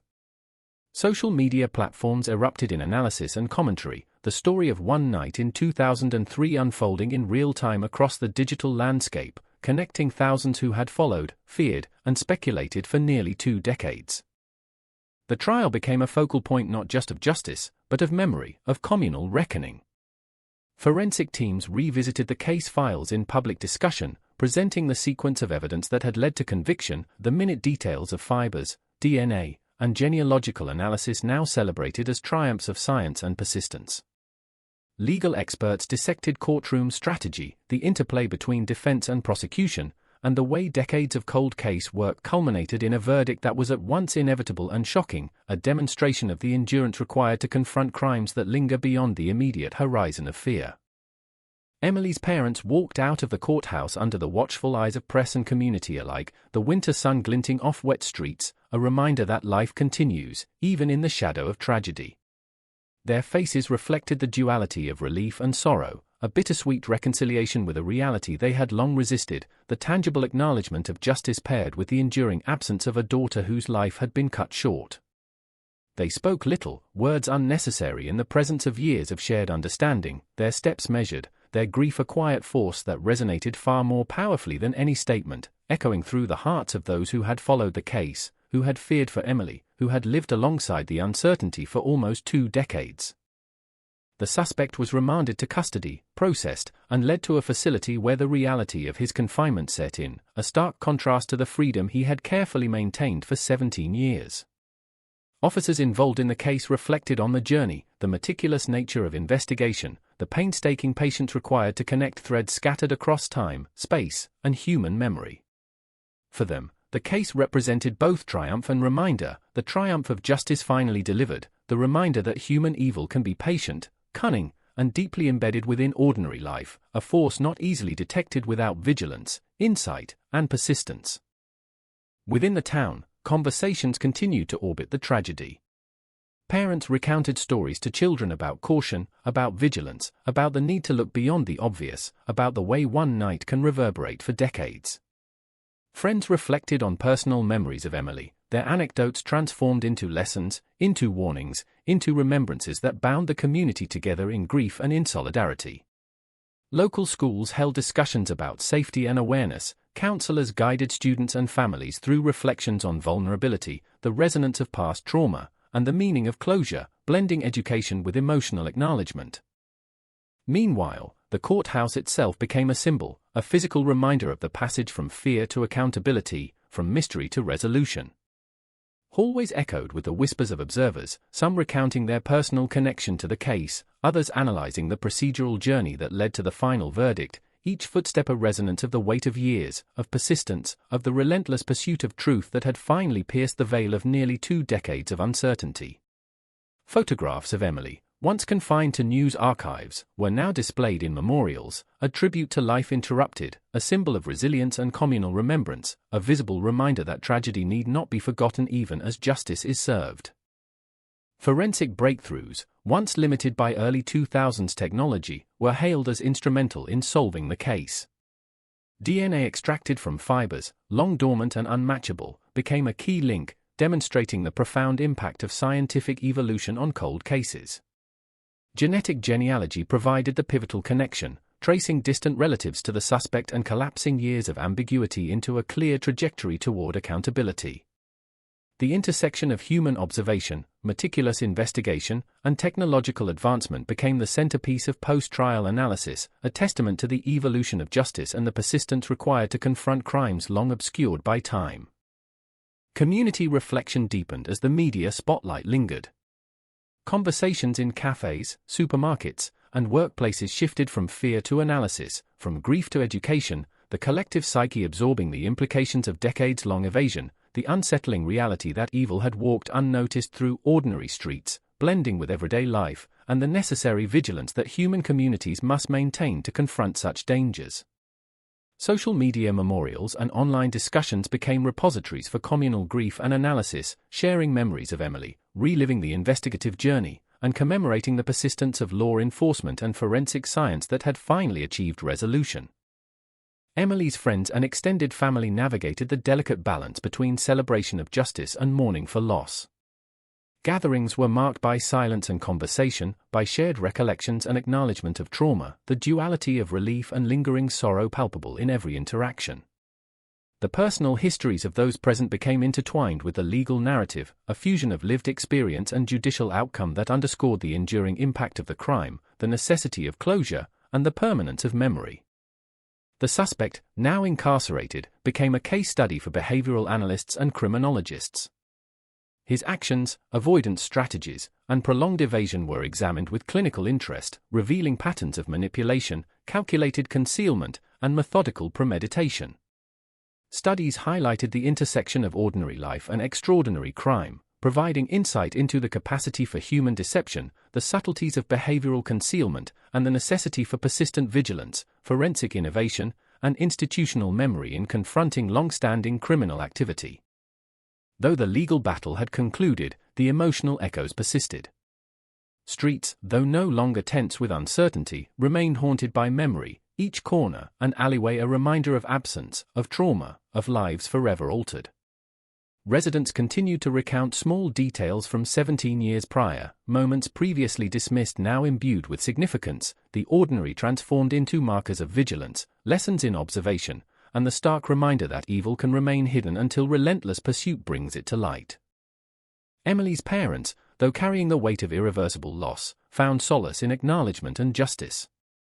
The trial had transformed years of unanswered questions into a concrete reckoning, offering a measure of closure that, while incomplete, was profoundly meaningful. Their story became emblematic of resilience, a testament to enduring hope, and a reminder to the community that persistent search for truth, even across decades, can prevail against the darkness that seeks to remain unseen. As the city began to settle into a tentative calm, memorials, vigils, and personal remembrances proliferated. The lot where Emily had been discovered was quietly visited by residents seeking connection, paying respects, confronting memory, and reconciling grief. Flowers, photographs, and candles created a temporal monument to a life lost, a symbolic act of communal acknowledgement, a visual representation of mourning that transcended the courtroom and legal proceedings.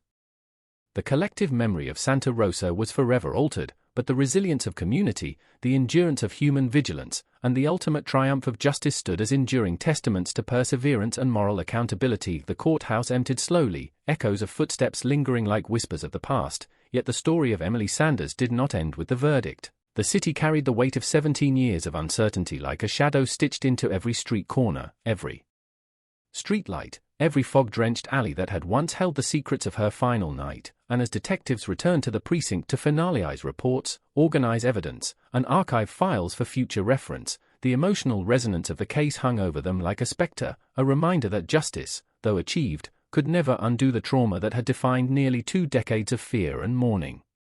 The suspect's absence from the neighborhood was palpable, a void that residents noticed immediately, an ordinary man whose presence had seemed benign yet had concealed unimaginable darkness, a reminder that evil often wears the mask of normalcy, blending seamlessly with everyday life until exposure becomes inevitable. Emily's parents began the delicate work of reclaiming life in the shadow of their daughter's absence. Mornings were quiet, punctuated by the memory of routines that had once included her laughter, her footsteps, the ordinary acts of a life interrupted. They walked the streets she had once traversed, revisiting locations steeped in memory, the corner store, the schoolyard, the park where she had played as a child, each place now a nexus of sorrow and remembrance, tangible reminders of both loss and endurance. Therapy sessions provided structure and support, counselors guiding them through waves of grief, relief, and residual trauma, their voices a lifeline in the murky waters of long-term psychological impact. Friends and extended family offered solace, sharing memories and narratives that transformed absence into communal memory, preserving Emily's presence through storytelling, photographs, and quiet rituals of acknowledgement. Detectives revisited the original crime scene, now cordoned off and maintained with a reverence born of history. The foggy lot, once a site of horror, had become a place of reflection, where investigators walked slowly, retracing the steps of both predator and victim, noting subtle changes in terrain, vegetation, and lighting. Each detail was catalogued not for prosecution, but for memory, a meticulous acknowledgement of the interplay between environment and event, a recognition that the landscape itself held echoes of human action, frozen in the aftermath of violence. Investigators discussed minor anomalies, soil samples, fiber traces, micro-tracks in mud that had initially seemed inconsequential, reflecting on how advancements in forensic science had rendered them pivotal, a stark illustration of how time, technology, and human diligence converge to illuminate truth long obscured. Community meetings emerged in the aftermath, residents gathering in local halls, libraries, and civic centers to process collective trauma, to discuss safety, and to commemorate Emily. Conversations were hushed yet urgent, focusing on vigilance, observation, and the subtle signs that could indicate danger. Parents recounted personal anecdotes of fleeting encounters with the suspect, moments once dismissed now revealed as ominous.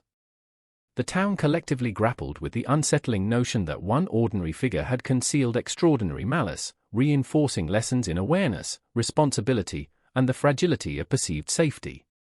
Schools initiated programs on personal security, awareness, and the importance of reporting unusual behavior, embedding the lessons of tragedy into educational frameworks, ensuring that future generations would navigate their environments with cautious insight while maintaining compassion and community cohesion. The media continued to follow the case even after the verdict, chronicling the suspect's incarceration, the family's path toward closure, and the broader societal implications of cold cases solved after decades. Articles dissected forensic breakthroughs, analyzing how genetic genealogy, DNA re-examination, and digital archives transformed unresolved mysteries into prosecutable evidence. Experts debated ethical considerations, investigative techniques, and the intersection of technology and law enforcement, highlighting the delicate balance between public interest, privacy, and the relentless pursuit of justice. Public forums, podcasts, and local broadcasts featured survivors, law enforcement, and legal professionals discussing procedural evolution, highlighting the intricate choreography required to resolve crimes long past, and illuminating the tireless labor of those committed to uncovering hidden truths. Emily's friends held private memorials, small gatherings marked by storytelling, music, and silence. Their memories oscillated between vivid joy and stark grief, every anecdote serving as both tribute and catharsis. They spoke of ordinary days, fleeting interactions, and subtle nuances of character, her laughter, her determination, her kindness, humanizing a life often reduced to the brevity of crime reporting. These intimate recollections became essential mechanisms for communal healing, reinforcing the human narrative behind forensic data, highlighting the enduring impact of absence on the emotional landscape of those who loved her. Within law enforcement, the case prompted reflection on methodologies, protocols, and interagency collaboration. Detectives conducted internal reviews, analyzing the trajectory of the investigation, evaluating leads that had once faltered, and examining how persistence, procedural rigor, and technological evolution culminated in resolution. Mentorship programs emerged, pairing experienced investigators with newer personnel to share lessons learned from protracted investigations, emphasizing patience, attention to detail, and the psychological resilience required to navigate cases where closure spans decades. Each officer involved carried a personal imprint of the case, a mixture of pride, fatigue, grief, and ongoing reflection, an acknowledgement of human vulnerability alongside institutional determination. The suspect, isolated within correctional walls, became an object of psychological scrutiny. Behavioral analysts examined his methods of concealment, the deliberate cultivation of ordinary appearances, and the capacity for evasion that had allowed him to remain undetected. Reports detailed the intersection of cognitive strategies, social manipulation, and environmental awareness, revealing chilling insight into the operational mindset of a long-term evader. Forensic psychologists reflected on the implications for law enforcement, emphasizing the need for continual vigilance, cross-disciplinary expertise, and the integration of evolving technology into traditional investigative frameworks. The suspect's incarceration did not erase his influence. However, stories circulated, minor interactions re-evaluated in light of conviction, neighbors reflecting on mundane encounters now framed by hindsight and apprehension. Memorials to Emily proliferated in tangible and symbolic forms. Flowers, photographs, and candles marked sites significant to her life, from the corner where she had boarded buses to the lot where tragedy struck. Local artists and community groups contributed murals and sculptures, embodying memory through creative expression, ensuring that the narrative of her life and loss remained an active part of collective consciousness. Commemorative events, blending education, reflection, and awareness, became forums for communal engagement, reinforcing societal lessons in vigilance, empathy, and resilience, and offering a framework for processing trauma within a shared historical and emotional context. Families and friends grappled with the enduring question of justice versus closure. The legal verdict, while definitive, could not replace presence, laughter, or shared moments lost forever. Conversations, counseling, and communal gatherings became vessels for memory, a structured mechanism for grappling with the paradox of accountability without restitution, recognition without repair. Survivors reflected on resilience, endurance, and the human capacity to integrate grief with action, with advocacy, and with continued participation in community life, transforming loss into both remembrance and motivation for collective safety and awareness. In the broader legal and investigative community, the case became a touchstone. Training programs, workshops, and seminars reference the Sanders investigation as a model for integrating technology, patience, and meticulous review into long-term cold case procedures. The intersection of DNA analysis, genealogical research, and community engagement was highlighted as essential in bridging gaps created by historical limitations. Agencies cited the case as evidence that persistence, resourcefulness, and technological adaptation can overcome obstacles imposed by time, flawed memory, and initial investigative constraints, providing both inspiration and cautionary lessons for future detectives and prosecutors. The city itself carried an enduring duality, relief and vigilance. Streets, once tense with suspicion, settled into routine, yet residents remained cognizant of the latent threats embedded in ordinary environments. Neighborhood watch programs, community engagement initiatives, and local safety campaigns flourished, fostering awareness without succumbing to paranoia. Collective memory functioned as both tribute and caution, embedding the lessons of 17 years of uncertainty into the social fabric of Santa Rosa, ensuring that the community's vigilance would endure alongside its grief and its remembrance. Emily's parents navigated ongoing grief, tempered by the satisfaction of accountability. They maintained personal rituals, visiting memorial sites, engaging in community initiatives, and supporting survivors of trauma, translating their experience into action and empathy. Their endurance became emblematic of the long-term consequences of unresolved loss, illustrating the human capacity to integrate sorrow with advocacy, remembrance with communal engagement, and grief with the pursuit of justice. Each action, each reflection, became a living testament to Emily's life, her absence resonating as both warning and tribute, a narrative permanently etched into the city's collective consciousness. As the months passed, the community began to reconcile with history, understanding that closure is partial, that justice can coexist with ongoing sorrow, and that memory, vigilance, and reflection are essential in maintaining both safety and collective identity. Conversation shifted from shock to narrative, from fear to reflection, from immediate trauma to long-term remembrance. Families, schools, and civic organizations embraced the lessons embedded in Emily's story, fostering resilience, awareness, and empathy, ensuring that the shadow of tragedy did not obscure the potential for growth, connection, and vigilance in the years to come. The courtroom had emptied, but the echoes of 17 years lingered in every corner of Santa Rosa, threading through foggy mornings, silent streets, and the low hum of conversations at cafes and grocery stores, a ghost of Emily. Sanders' absence threading through the fabric of ordinary life, reminding everyone that the past does not remain buried simply because justice has been declared, that some shadows linger, stretching beyond verdicts and headlines. Families walked cautiously along streets they had once considered familiar, neighbors exchanged quiet nods of recognition, unspoken acknowledgement of shared trauma, memories of odd movements, unexplained lights, whispers once dismissed as trivial now imbued with sinister weight. Each ordinary routine became a subtle reminder that vigilance had been essential, and would remain so, a haunting inheritance of fear and awareness. Emily's parents found themselves trapped between relief and despair, navigating mornings without the sound of her voice, evenings without the casual chaos of a life interrupted.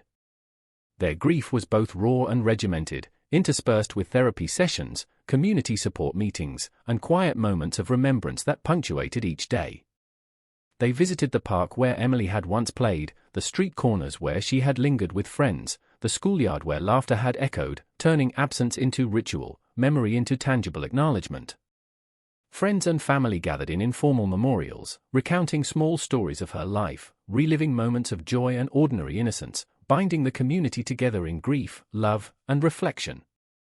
Detectives revisited the original lot where Emily had been discovered, now a place of eerie quietude, their footsteps stirring dust, leaves, and the faint remnants of footprints preserved only in memory and forensic record. They traced lines of sight, considered what the fog had hidden, and analyzed how 17 years of time could both obscure and reveal the same facts. Soil samples were re-examined in light of newer technologies, fibers, and trace evidence revisited with fresh scrutiny, showing that persistence can unearth what time attempts to hide. Each subtle clue, once overlooked, now shone with significance, a testament to the interplay of human observation, scientific innovation, and patience, reminding investigators that the smallest details can wield the heaviest consequences when time and justice intersect. Community meetings began to sprout, not in reaction to trial proceedings, but as spaces for collective healing, reflection, and education. Conversations were hushed, reverent, yet urgent, parents sharing stories of fleeting encounters, friends recounting moments that suddenly carried ominous resonance, neighbors reflecting on ordinary days transformed by hindsight into markers of danger narrowly avoided. Local schools hosted safety workshops, counselors spoke of resilience, and community programs emphasized vigilance without paranoia, blending the necessity of awareness with the preservation of trust and cohesion. The city slowly wove a new social fabric, threading past trauma with present understanding, resilience, and collective responsibility.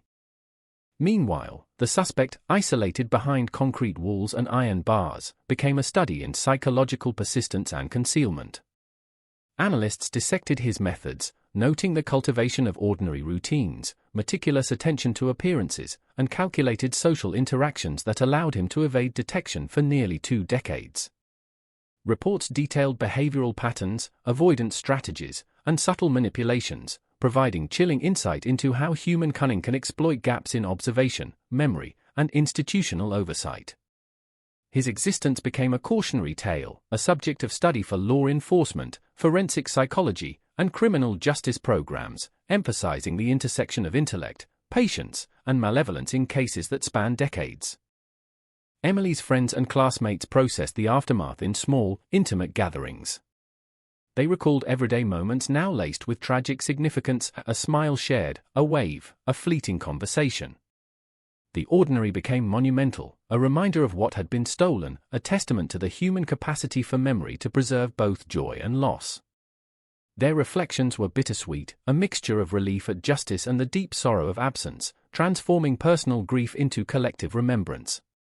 Photographs were shared, anecdotes recounted, songs and art became tributes, embedding Emily's life into a tapestry of communal memory, a living archive of presence despite absence.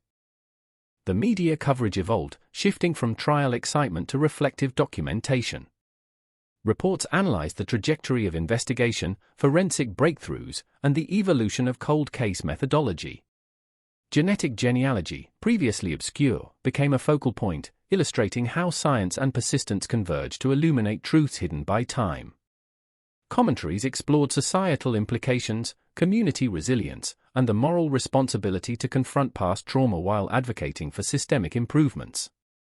The story of Emily Sanders became both cautionary tale and beacon of persistence, a narrative teaching that closure is possible but layered, incomplete, and emotionally complex. Public spaces carried the echoes of the case. Sidewalks where Emily once walked, the school she attended, the park where friends gathered, all became loci of reflection, markers for memory, caution, and vigilance. Murals and impromptu memorials appeared, candles and flowers left quietly by those who remembered, small acts of acknowledgement weaving a communal narrative of presence, loss, and resilience. Local organizations leveraged these spaces for educational programming, discussions on safety, and remembrance events, fostering both healing and awareness, ensuring that collective memory remained active and instructive. Emily's parents, while navigating the tangible void left by her absence, began participating in community advocacy, counseling sessions, and public discussions. Their grief became a catalyst for awareness, their presence a stabilizing force for others who had endured trauma, their narrative a bridge between personal loss and public responsibility. By engaging in these activities, they transformed sorrow into purposeful action, embedding Emily's story into the consciousness of a community striving for both healing and vigilance. Even months after the trial, residents recounted their personal histories in relation to the case. Minor anomalies from years past, lights flickering on empty streets, unusual sounds, brief interactions, were revisited in conversation, reshaped by hindsight into critical details previously unnoticed. Parents spoke quietly to children about observation, awareness, and intuition, imparting lessons born of lived experience. The ordinary world, once taken for granted, became a landscape of vigilance, memory, and moral responsibility, a space where the consequences of action, or inaction, were vividly understood. The precinct continued to archive, analyze, and reflect on the investigation, not merely as record-keeping but as living pedagogy. Case files were used to train new detectives, forensic protocols refined, and lessons in patience, observation, and interdisciplinary collaboration emphasized. Each detail, each thread, became a point of instruction, an example of how persistence, diligence, and evolving technology can converge to resolve mysteries previously thought unsolvable. The Sanders case became a benchmark, a reference, and a story of human determination, illustrating the painstaking, relentless effort required to align human observation with scientific precision over decades. In private, Emily's friends and family marked anniversaries with subtle rituals, quiet walks, shared meals, discussions of memory, or placing flowers in meaningful locations. Each act reinforced the persistence of remembrance, an assertion that life, while irrevocably changed, could still carry meaning, connection, and resilience. Memories of Emily, once suppressed by pain or disbelief, were transformed into living narratives, reinforcing both communal cohesion and personal processing of grief. Their ongoing attention to detail, narrative, and ritual ensured that her presence persisted, even in absence, shaping the culture of remembrance in Santa Rosa. The city itself settled into a cautious rhythm, balancing relief with ongoing reflection. Streets, parks, and neighborhoods resumed normal traffic, yet subtle wariness remained, a collective consciousness tuned to vigilance and observation. Community programs focused on safety, trauma processing, and memory preservation thrived, integrating lessons from Emily's story into the daily lives of citizens.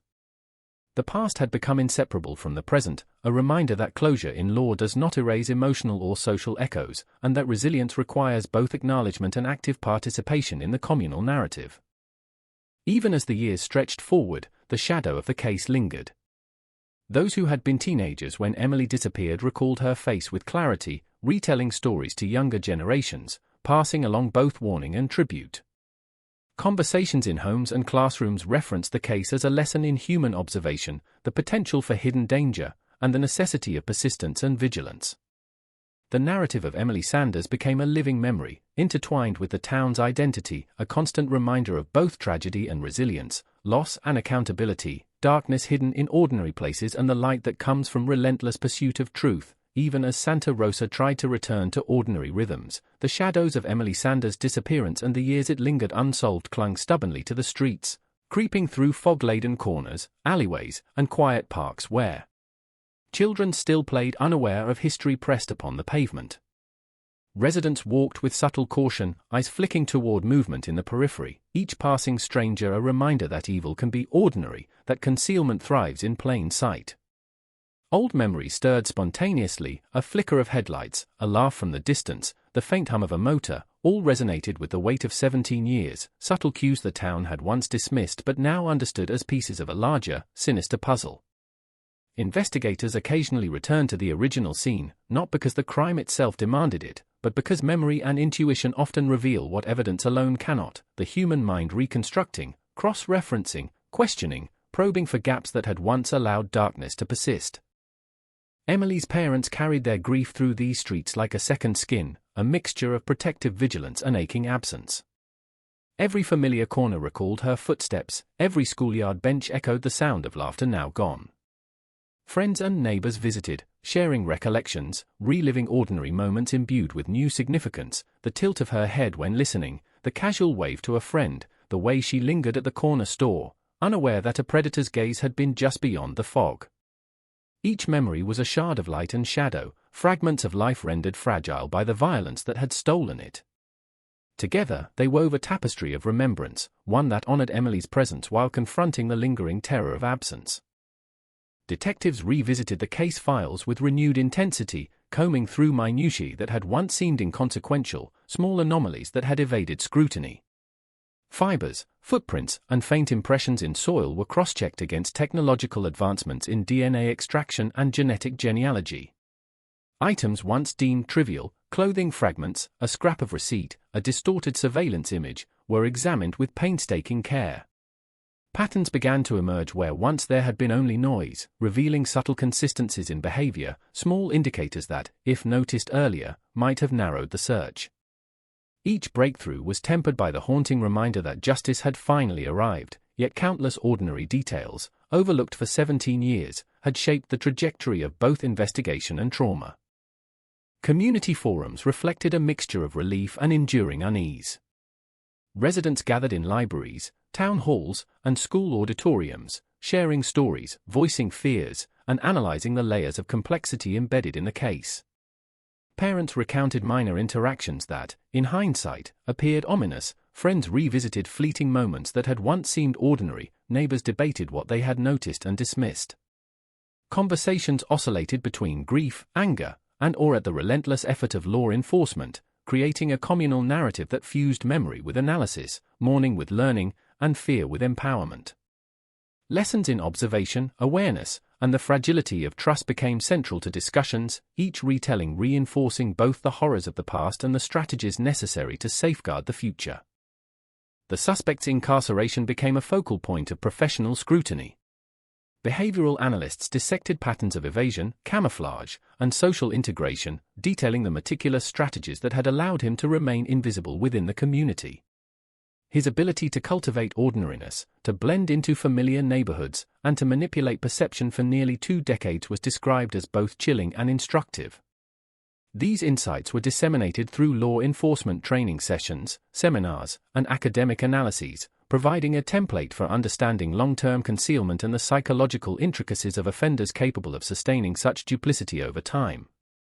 Emily's friends maintained private rituals of remembrance, subtle yet constant affirmations of presence and memory. They visited the park, exchanged photographs, shared letters and messages, quietly ensuring that her existence remained alive in their collective consciousness. Ordinary activities became infused with remembrance, coffee shared at a cafe, a casual walk, a music playlist curated with songs she had loved, every act a quiet rebellion against absence, a means of asserting that memory and love persist even in the face of irreversible loss. Their narratives interwove with the larger community story, forming an emotional mosaic that reflected both vulnerability and resilience, grief and endurance. Despite the resolution of the trial, unexplored questions lingered. The subtle patterns, fleeting shadows, and inconsistencies in early witness statements were revisited with intense curiosity. Detectives hypothesized on small details that might have indicated accomplices, unseen observers, or previously unnoticed interactions.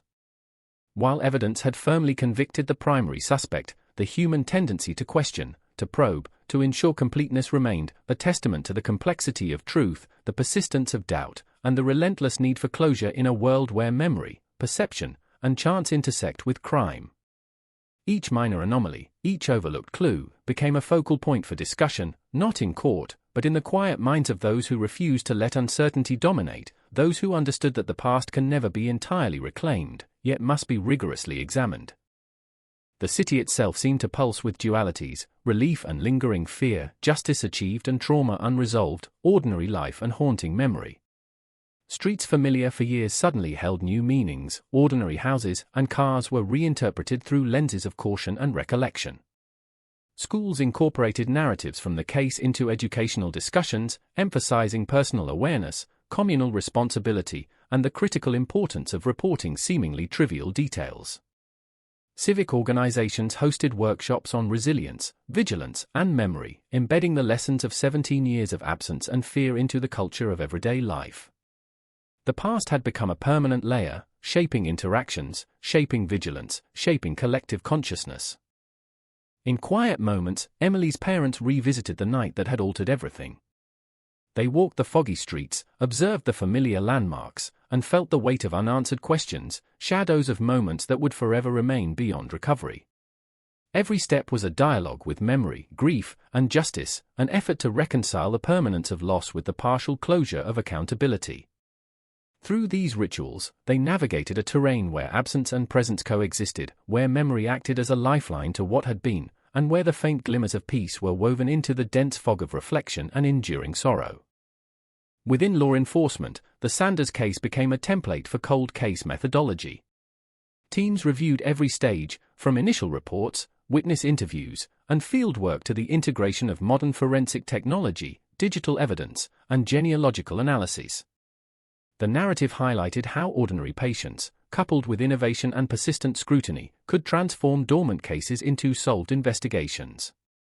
Training programs, mentorship sessions, and internal briefings emphasized the holistic approach required for protracted investigations, attention to detail, interdepartmental cooperation, and an understanding of human psychology, both of victims and perpetrators, demonstrating that justice requires a multi-layered, persistent strategy, never complacent, never static.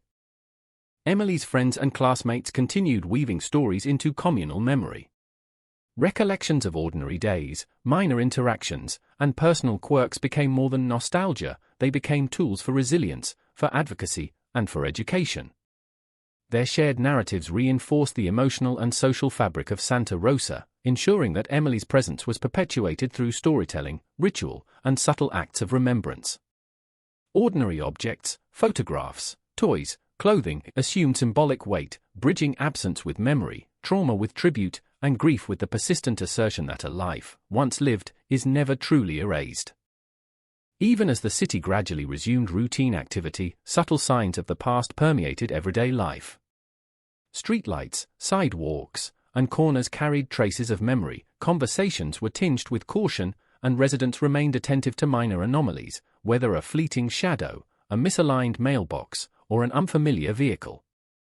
The lessons of 17 years of uncertainty were codified in both action and awareness, reflecting a community that had endured trauma, observed injustice, and emerged with heightened vigilance, empathy, and resolve. Through all this, the case maintained its dual resonance, a story of accountability and a testament to the enduring power of memory. Justice had been served, yet grief persisted, closure existed in law but not in the heart. The town continued to navigate this balance, acknowledging the fragility of safety, the persistence of trauma, and the enduring presence of absence. Emily Sanders' life, though tragically cut short, had become a beacon of awareness, a narrative that compelled observation, remembrance, and vigilance, echoing through the lives of those who survived, those who witnessed, and those who chose to carry her story forward. Even as life in Santa Rosa resumed a tentative rhythm, whispers of unanswered questions clung to every corner of the city, a murmur of doubt threading through ordinary spaces, reminding residents that the story of Emily Sanders did not end with the courtroom's final gavel. Investigators, while satisfied with the conviction, could not let minor anomalies slip into oblivion. Photographs once overlooked were reanalyzed, shadows reconsidered, angles re-examined, subtle footprints and impressions that had once seemed trivial now glowing with latent significance.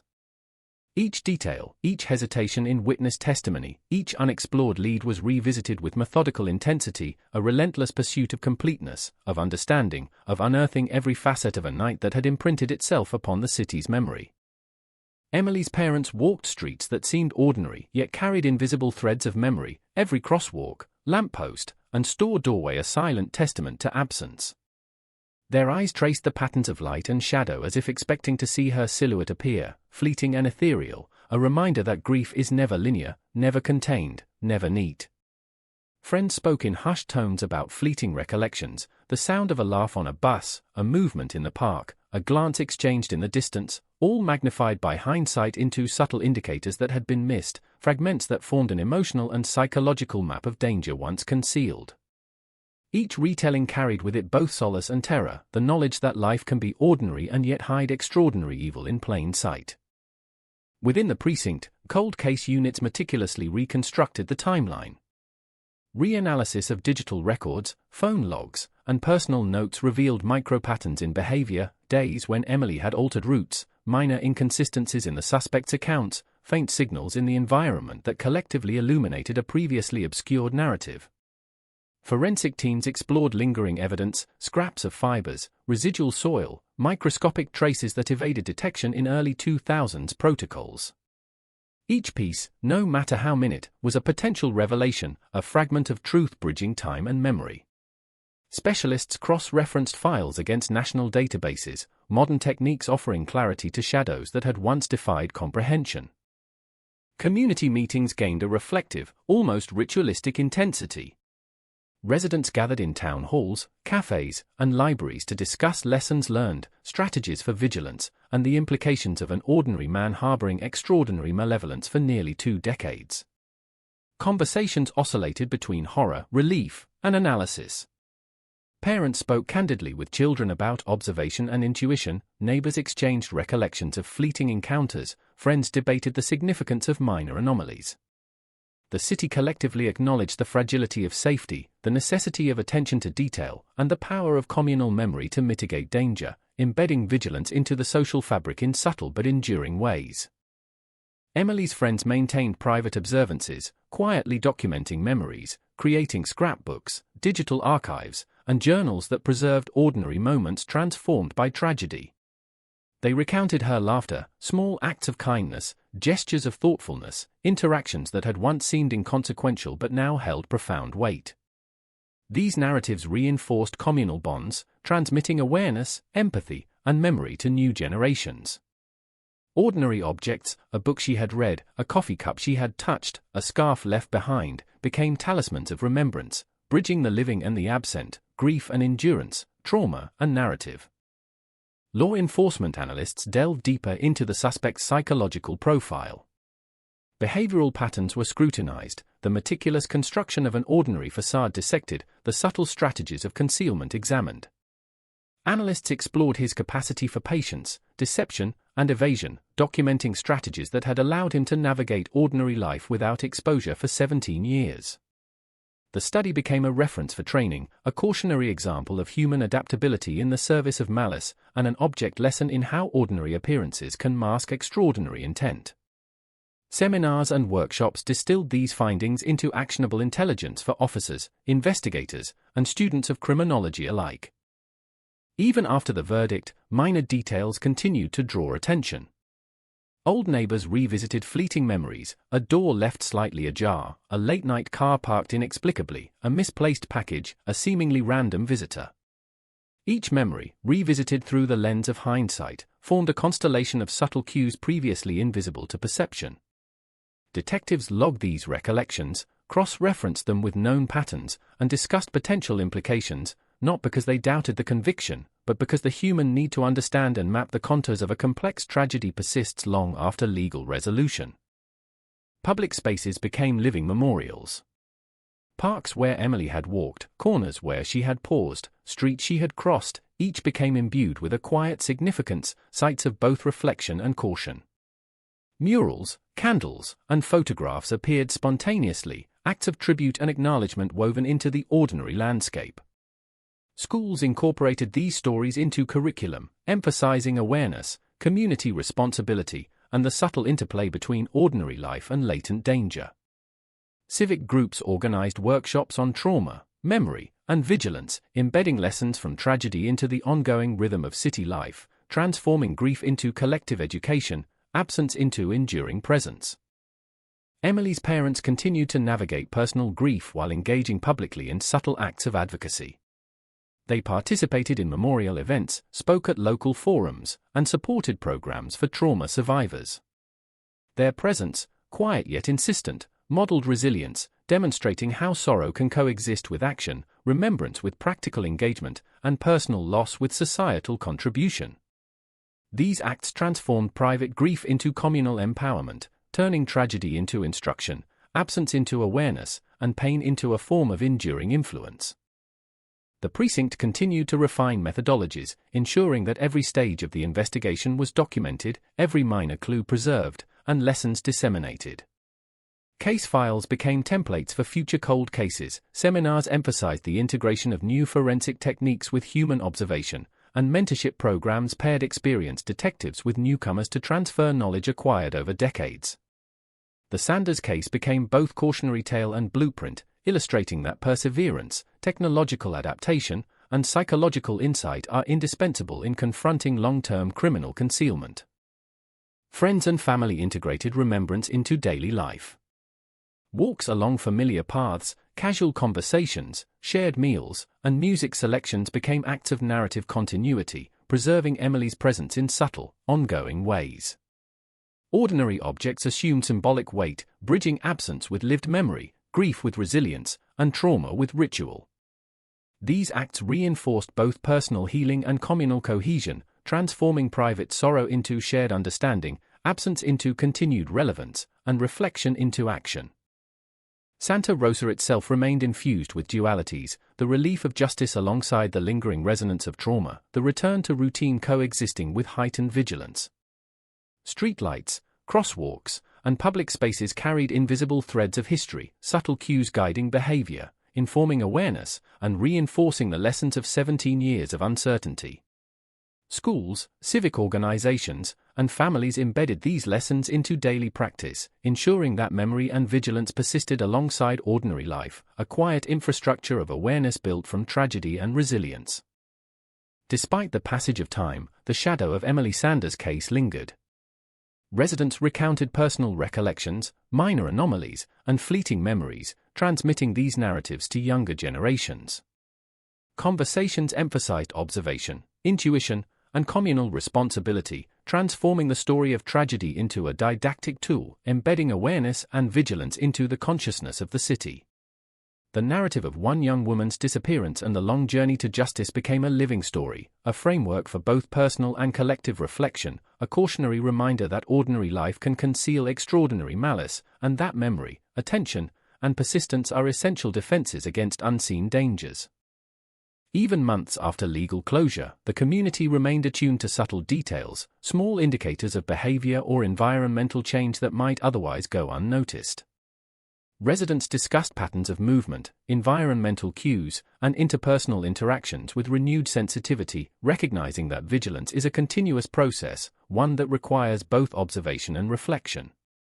The past had imprinted itself upon the city, shaping behavior, shaping community interaction, and shaping a culture of cautious awareness, memory, and collective responsibility. Emily's friends maintained their rituals, subtle yet deliberate acts of remembrance, embedding her life into the continuum of everyday experience. Photographs, letters, music, and shared stories acted as conduits of presence, connecting the living with the absent, grief with reflection, trauma with enduring memory. Through these acts, the ordinary became sacred, the ephemeral transformed into lasting significance, and absence asserted itself as a force shaping thought, behavior, and communal consciousness. Investigators revisited lingering leads with the precision of obsession. Minor inconsistencies, fleeting anomalies, and overlooked details were catalogued, analyzed, and integrated into ongoing reflective studies. While the primary suspect had been convicted, the pursuit of understanding, the mapping of human behavior, and the reconciliation of incomplete narratives remained central. Each observation, each re-examination, reinforced the idea that truth is multi-layered, that justice can coexist with uncertainty, and that memory, both individual and collective, is an essential instrument in the pursuit of comprehension and accountability. In private and public spaces alike, Santa Rosa carried the duality of closure and enduring shadow. Families navigated the tension between relief and vigilance, schools reinforced narratives of awareness and observation, and civic organizations embedded lessons from the case into programming, ensuring that the story of Emily Sanders remained alive, instructive, and present in the consciousness of the community. Though justice had been achieved, the emotional, psychological, and social imprint of the case persisted, shaping interaction, shaping memory, and shaping a city determined to remember, to observe, and to endure. The city of Santa Rosa breathed with a quiet tension, a pulse of collective memory that threaded through schoolyards, streetlights, and playgrounds where children laughed obliviously, unaware that the story of Emily Sanders lingered in every corner, shaping perception, behavior, and caution. Parents watched more closely now, conversations with friends and neighbors subtly infused with lessons in vigilance. Ordinary interactions, a stranger's gaze, a delayed arrival, a note left on a car, were catalogued mentally, minor anomalies magnified by years of reflection. The past had woven itself into everyday life, invisible yet omnipresent, reminding every resident that what appears ordinary may conceal extraordinary danger, that shadow often lingers where light seems secure. Emily's parents moved through this landscape with deliberate care, the grief of 17 years sculpting both their presence and their routines. Mornings were spent retracing familiar routes, evenings in quiet reflection, visits to memorial sites etched into their consciousness like milestones marking both absence and endurance. Friends and family participated in subtle rituals, lights left on at windows, photographs placed carefully in memory spaces, letters read aloud in private moments, acts of remembrance that transformed ordinary objects into vessels of continuity and connection. Each gesture reinforced communal memory, asserting that Emily's life was more than a headline, more than a case file, more than a shadow of tragedy. Her existence remained an active force within the fabric of the city. Within the precinct, detectives and forensic specialists maintained an ongoing dialogue with the past. Every minor detail, scraps of fabric, faint soil impressions, overlooked surveillance angles, was re-evaluated in light of contemporary technology and methodologies. Analysts mapped the suspect's known movements with meticulous precision, cross-referencing locations, behaviors, and timelines in a relentless pursuit of completeness. Even in conviction, the case remained a living exercise, a study in human psychology, procedural evolution, and the delicate interplay of memory, observation, and time. Each microdetail served as a lesson, a reminder that justice, while achieved, is always accompanied by the labor of understanding, reconstruction, and preservation.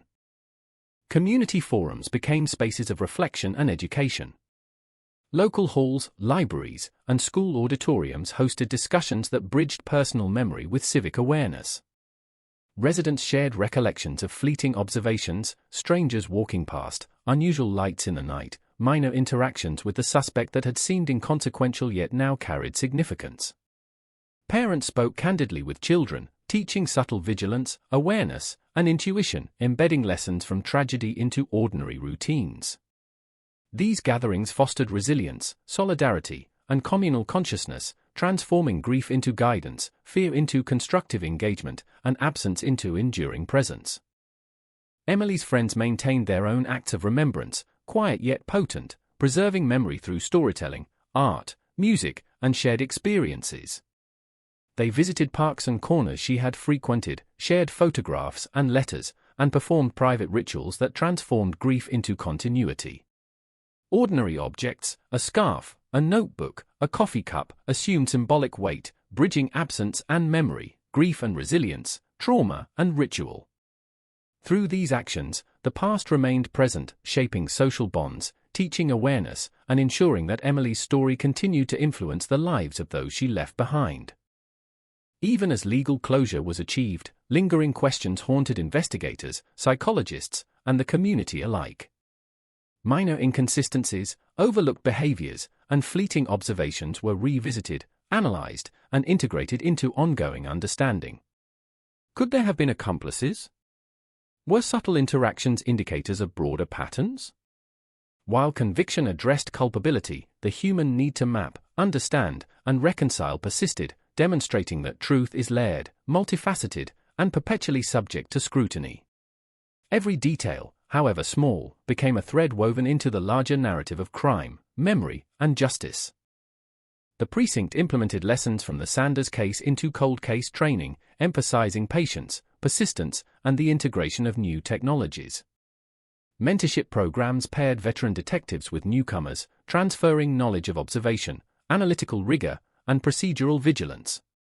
Seminar discussions explored forensic breakthroughs, behavioral profiling, and community interaction, ensuring that the case served as both cautionary tale and blueprint for handling complex, prolonged investigations.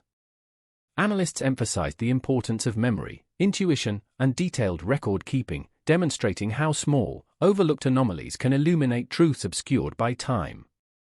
In public spaces, memorials proliferated, subtle yet constant reminders of both tragedy and resilience. Murals, candles, and photographs marked sites significant to Emily's life, the park she had loved, the street where she walked, the school she attended. Civic organizations integrated remembrance into educational programs, focusing on personal safety, observation, and empathy, ensuring that lessons from tragedy were interwoven with daily life. Communities learned to navigate duality, safety and vulnerability, closure and ongoing vigilance, grief and endurance, transforming trauma into collective wisdom. Emily's parents channeled grief into advocacy. They spoke at public forums, participated in community safety initiatives, and supported programs for trauma survivors. Their presence modeled resilience, demonstrating that sorrow could coexist with action, remembrance with civic engagement, and personal loss with societal contribution. These efforts transformed private mourning into public instruction, bridging absence with communal awareness, grief with resilience, and memory with vigilance. Their journey illuminated the human capacity to integrate tragedy into meaningful influence, ensuring that Emily's legacy persisted beyond legal closure. Even ordinary days were infused with reflection. Residents recalled fleeting memories, minor anomalies, and subtle cues previously unnoticed, odd lights, unusual footsteps, glimpses of strangers that now held significance. Conversations with neighbors, friends, and family became spaces for reflection, sharing, and analysis. Awareness of environment and behavior increased, vigilance integrated into everyday activity, and memory became both guide and shield, shaping the community's interactions with the world around them. Ordinary routines became exercises in observation, subtly reinforcing the lessons learned through tragedy. Schools incorporated Emily's story into discussions of personal safety and ethical responsibility. Teachers guided students through narratives emphasizing observation, empathy, and communal responsibility. Students learned to question minor inconsistencies, to value reporting, and to integrate vigilance into ordinary life without fostering fear. These lessons, derived from prolonged tragedy and delayed justice, ensured that future generations inherited both awareness and caution, empathy and memory, vigilance and reflection, embedding the lessons of absence into frameworks for responsible engagement. Detectives continued to refine behavioral analysis, examining patterns of concealment, evasion, and social camouflage. The suspect's strategies of ordinariness were dissected and shared with investigators nationwide, demonstrating how persistence, patience, and human deception converge in long-term criminal behavior. These insights informed not only law enforcement but also academic studies, seminars, and cross-disciplinary research, illuminating the intersection of psychology, forensics, and societal vigilance. Every minor revelation reinforced the central truth that careful observation and relentless pursuit of detail are indispensable in confronting hidden danger. Emily's friends preserved memory through storytelling, photographs, and ritual. Ordinary objects, books, clothing, personal effects assumed symbolic weight, bridging absence and presence, grief and endurance, trauma and tribute. These narratives intertwined with communal memory, shaping social cohesion, teaching vigilance, and ensuring that Emily's presence remained embedded in both collective and personal consciousness. Memory became action, remembrance became advocacy, and absence became a defining force shaping identity, culture, and community vigilance. Even as daily life resumed, the city remained attuned to subtle cues of past danger. Streetlights, sidewalks, and corners carried silent reminders, shaping perception and behavior. Residents monitored patterns, minor anomalies, and environmental shifts with heightened awareness, integrating vigilance into routine life. The lessons of 17 years of uncertainty became embedded, shaping culture, interactions, and consciousness. Santa Rosa navigated duality, ordinary life coexisting with memory, closure coexisting with lingering shadows, grief coexisting with resilience, ensuring that vigilance and awareness persisted alongside daily routines. Emily's parents, friends, and neighbors continued acts of remembrance, embedding memory into the texture of life. Walks, meals, shared photographs, and casual interactions became rituals of continuity, reinforcing presence through ordinary action. These gestures transformed absence into narrative, grief into structured memory, and trauma into ongoing vigilance. Through subtle, deliberate practice, the city preserved not only the memory of Emily Sanders but also the lessons inherent in her absence, ensuring that ordinary life remained informed by extraordinary events, vigilance intertwined with compassion, and memory merged with education. The precinct archived and analyzed every detail, ensuring that nothing was lost, nothing overlooked. Minor inconsistencies, fleeting observations, and overlooked cues were catalogued, re-examined, and integrated into ongoing studies of human behavior, procedural accuracy, and investigative evolution. Even years after conviction, the pursuit of comprehension continued, demonstrating that justice encompasses more than legal resolution. It demands persistent reflection, analysis, and the integration of knowledge gained from both evidence and lived experience. Santa Rosa's duality persisted, relief from legal closure alongside vigilance born of memory, routine alongside reflection, safety alongside awareness. Families, schools, and civic organizations carried lessons forward, embedding remembrance into daily life, observation into behavior, and empathy into interaction. Though the tragedy had concluded in court, its emotional, social, and psychological imprint endured, shaping consciousness, vigilance, and communal cohesion, ensuring that Emily Sanders' story remained alive, instructive, and ever present in the collective heartbeat of the city.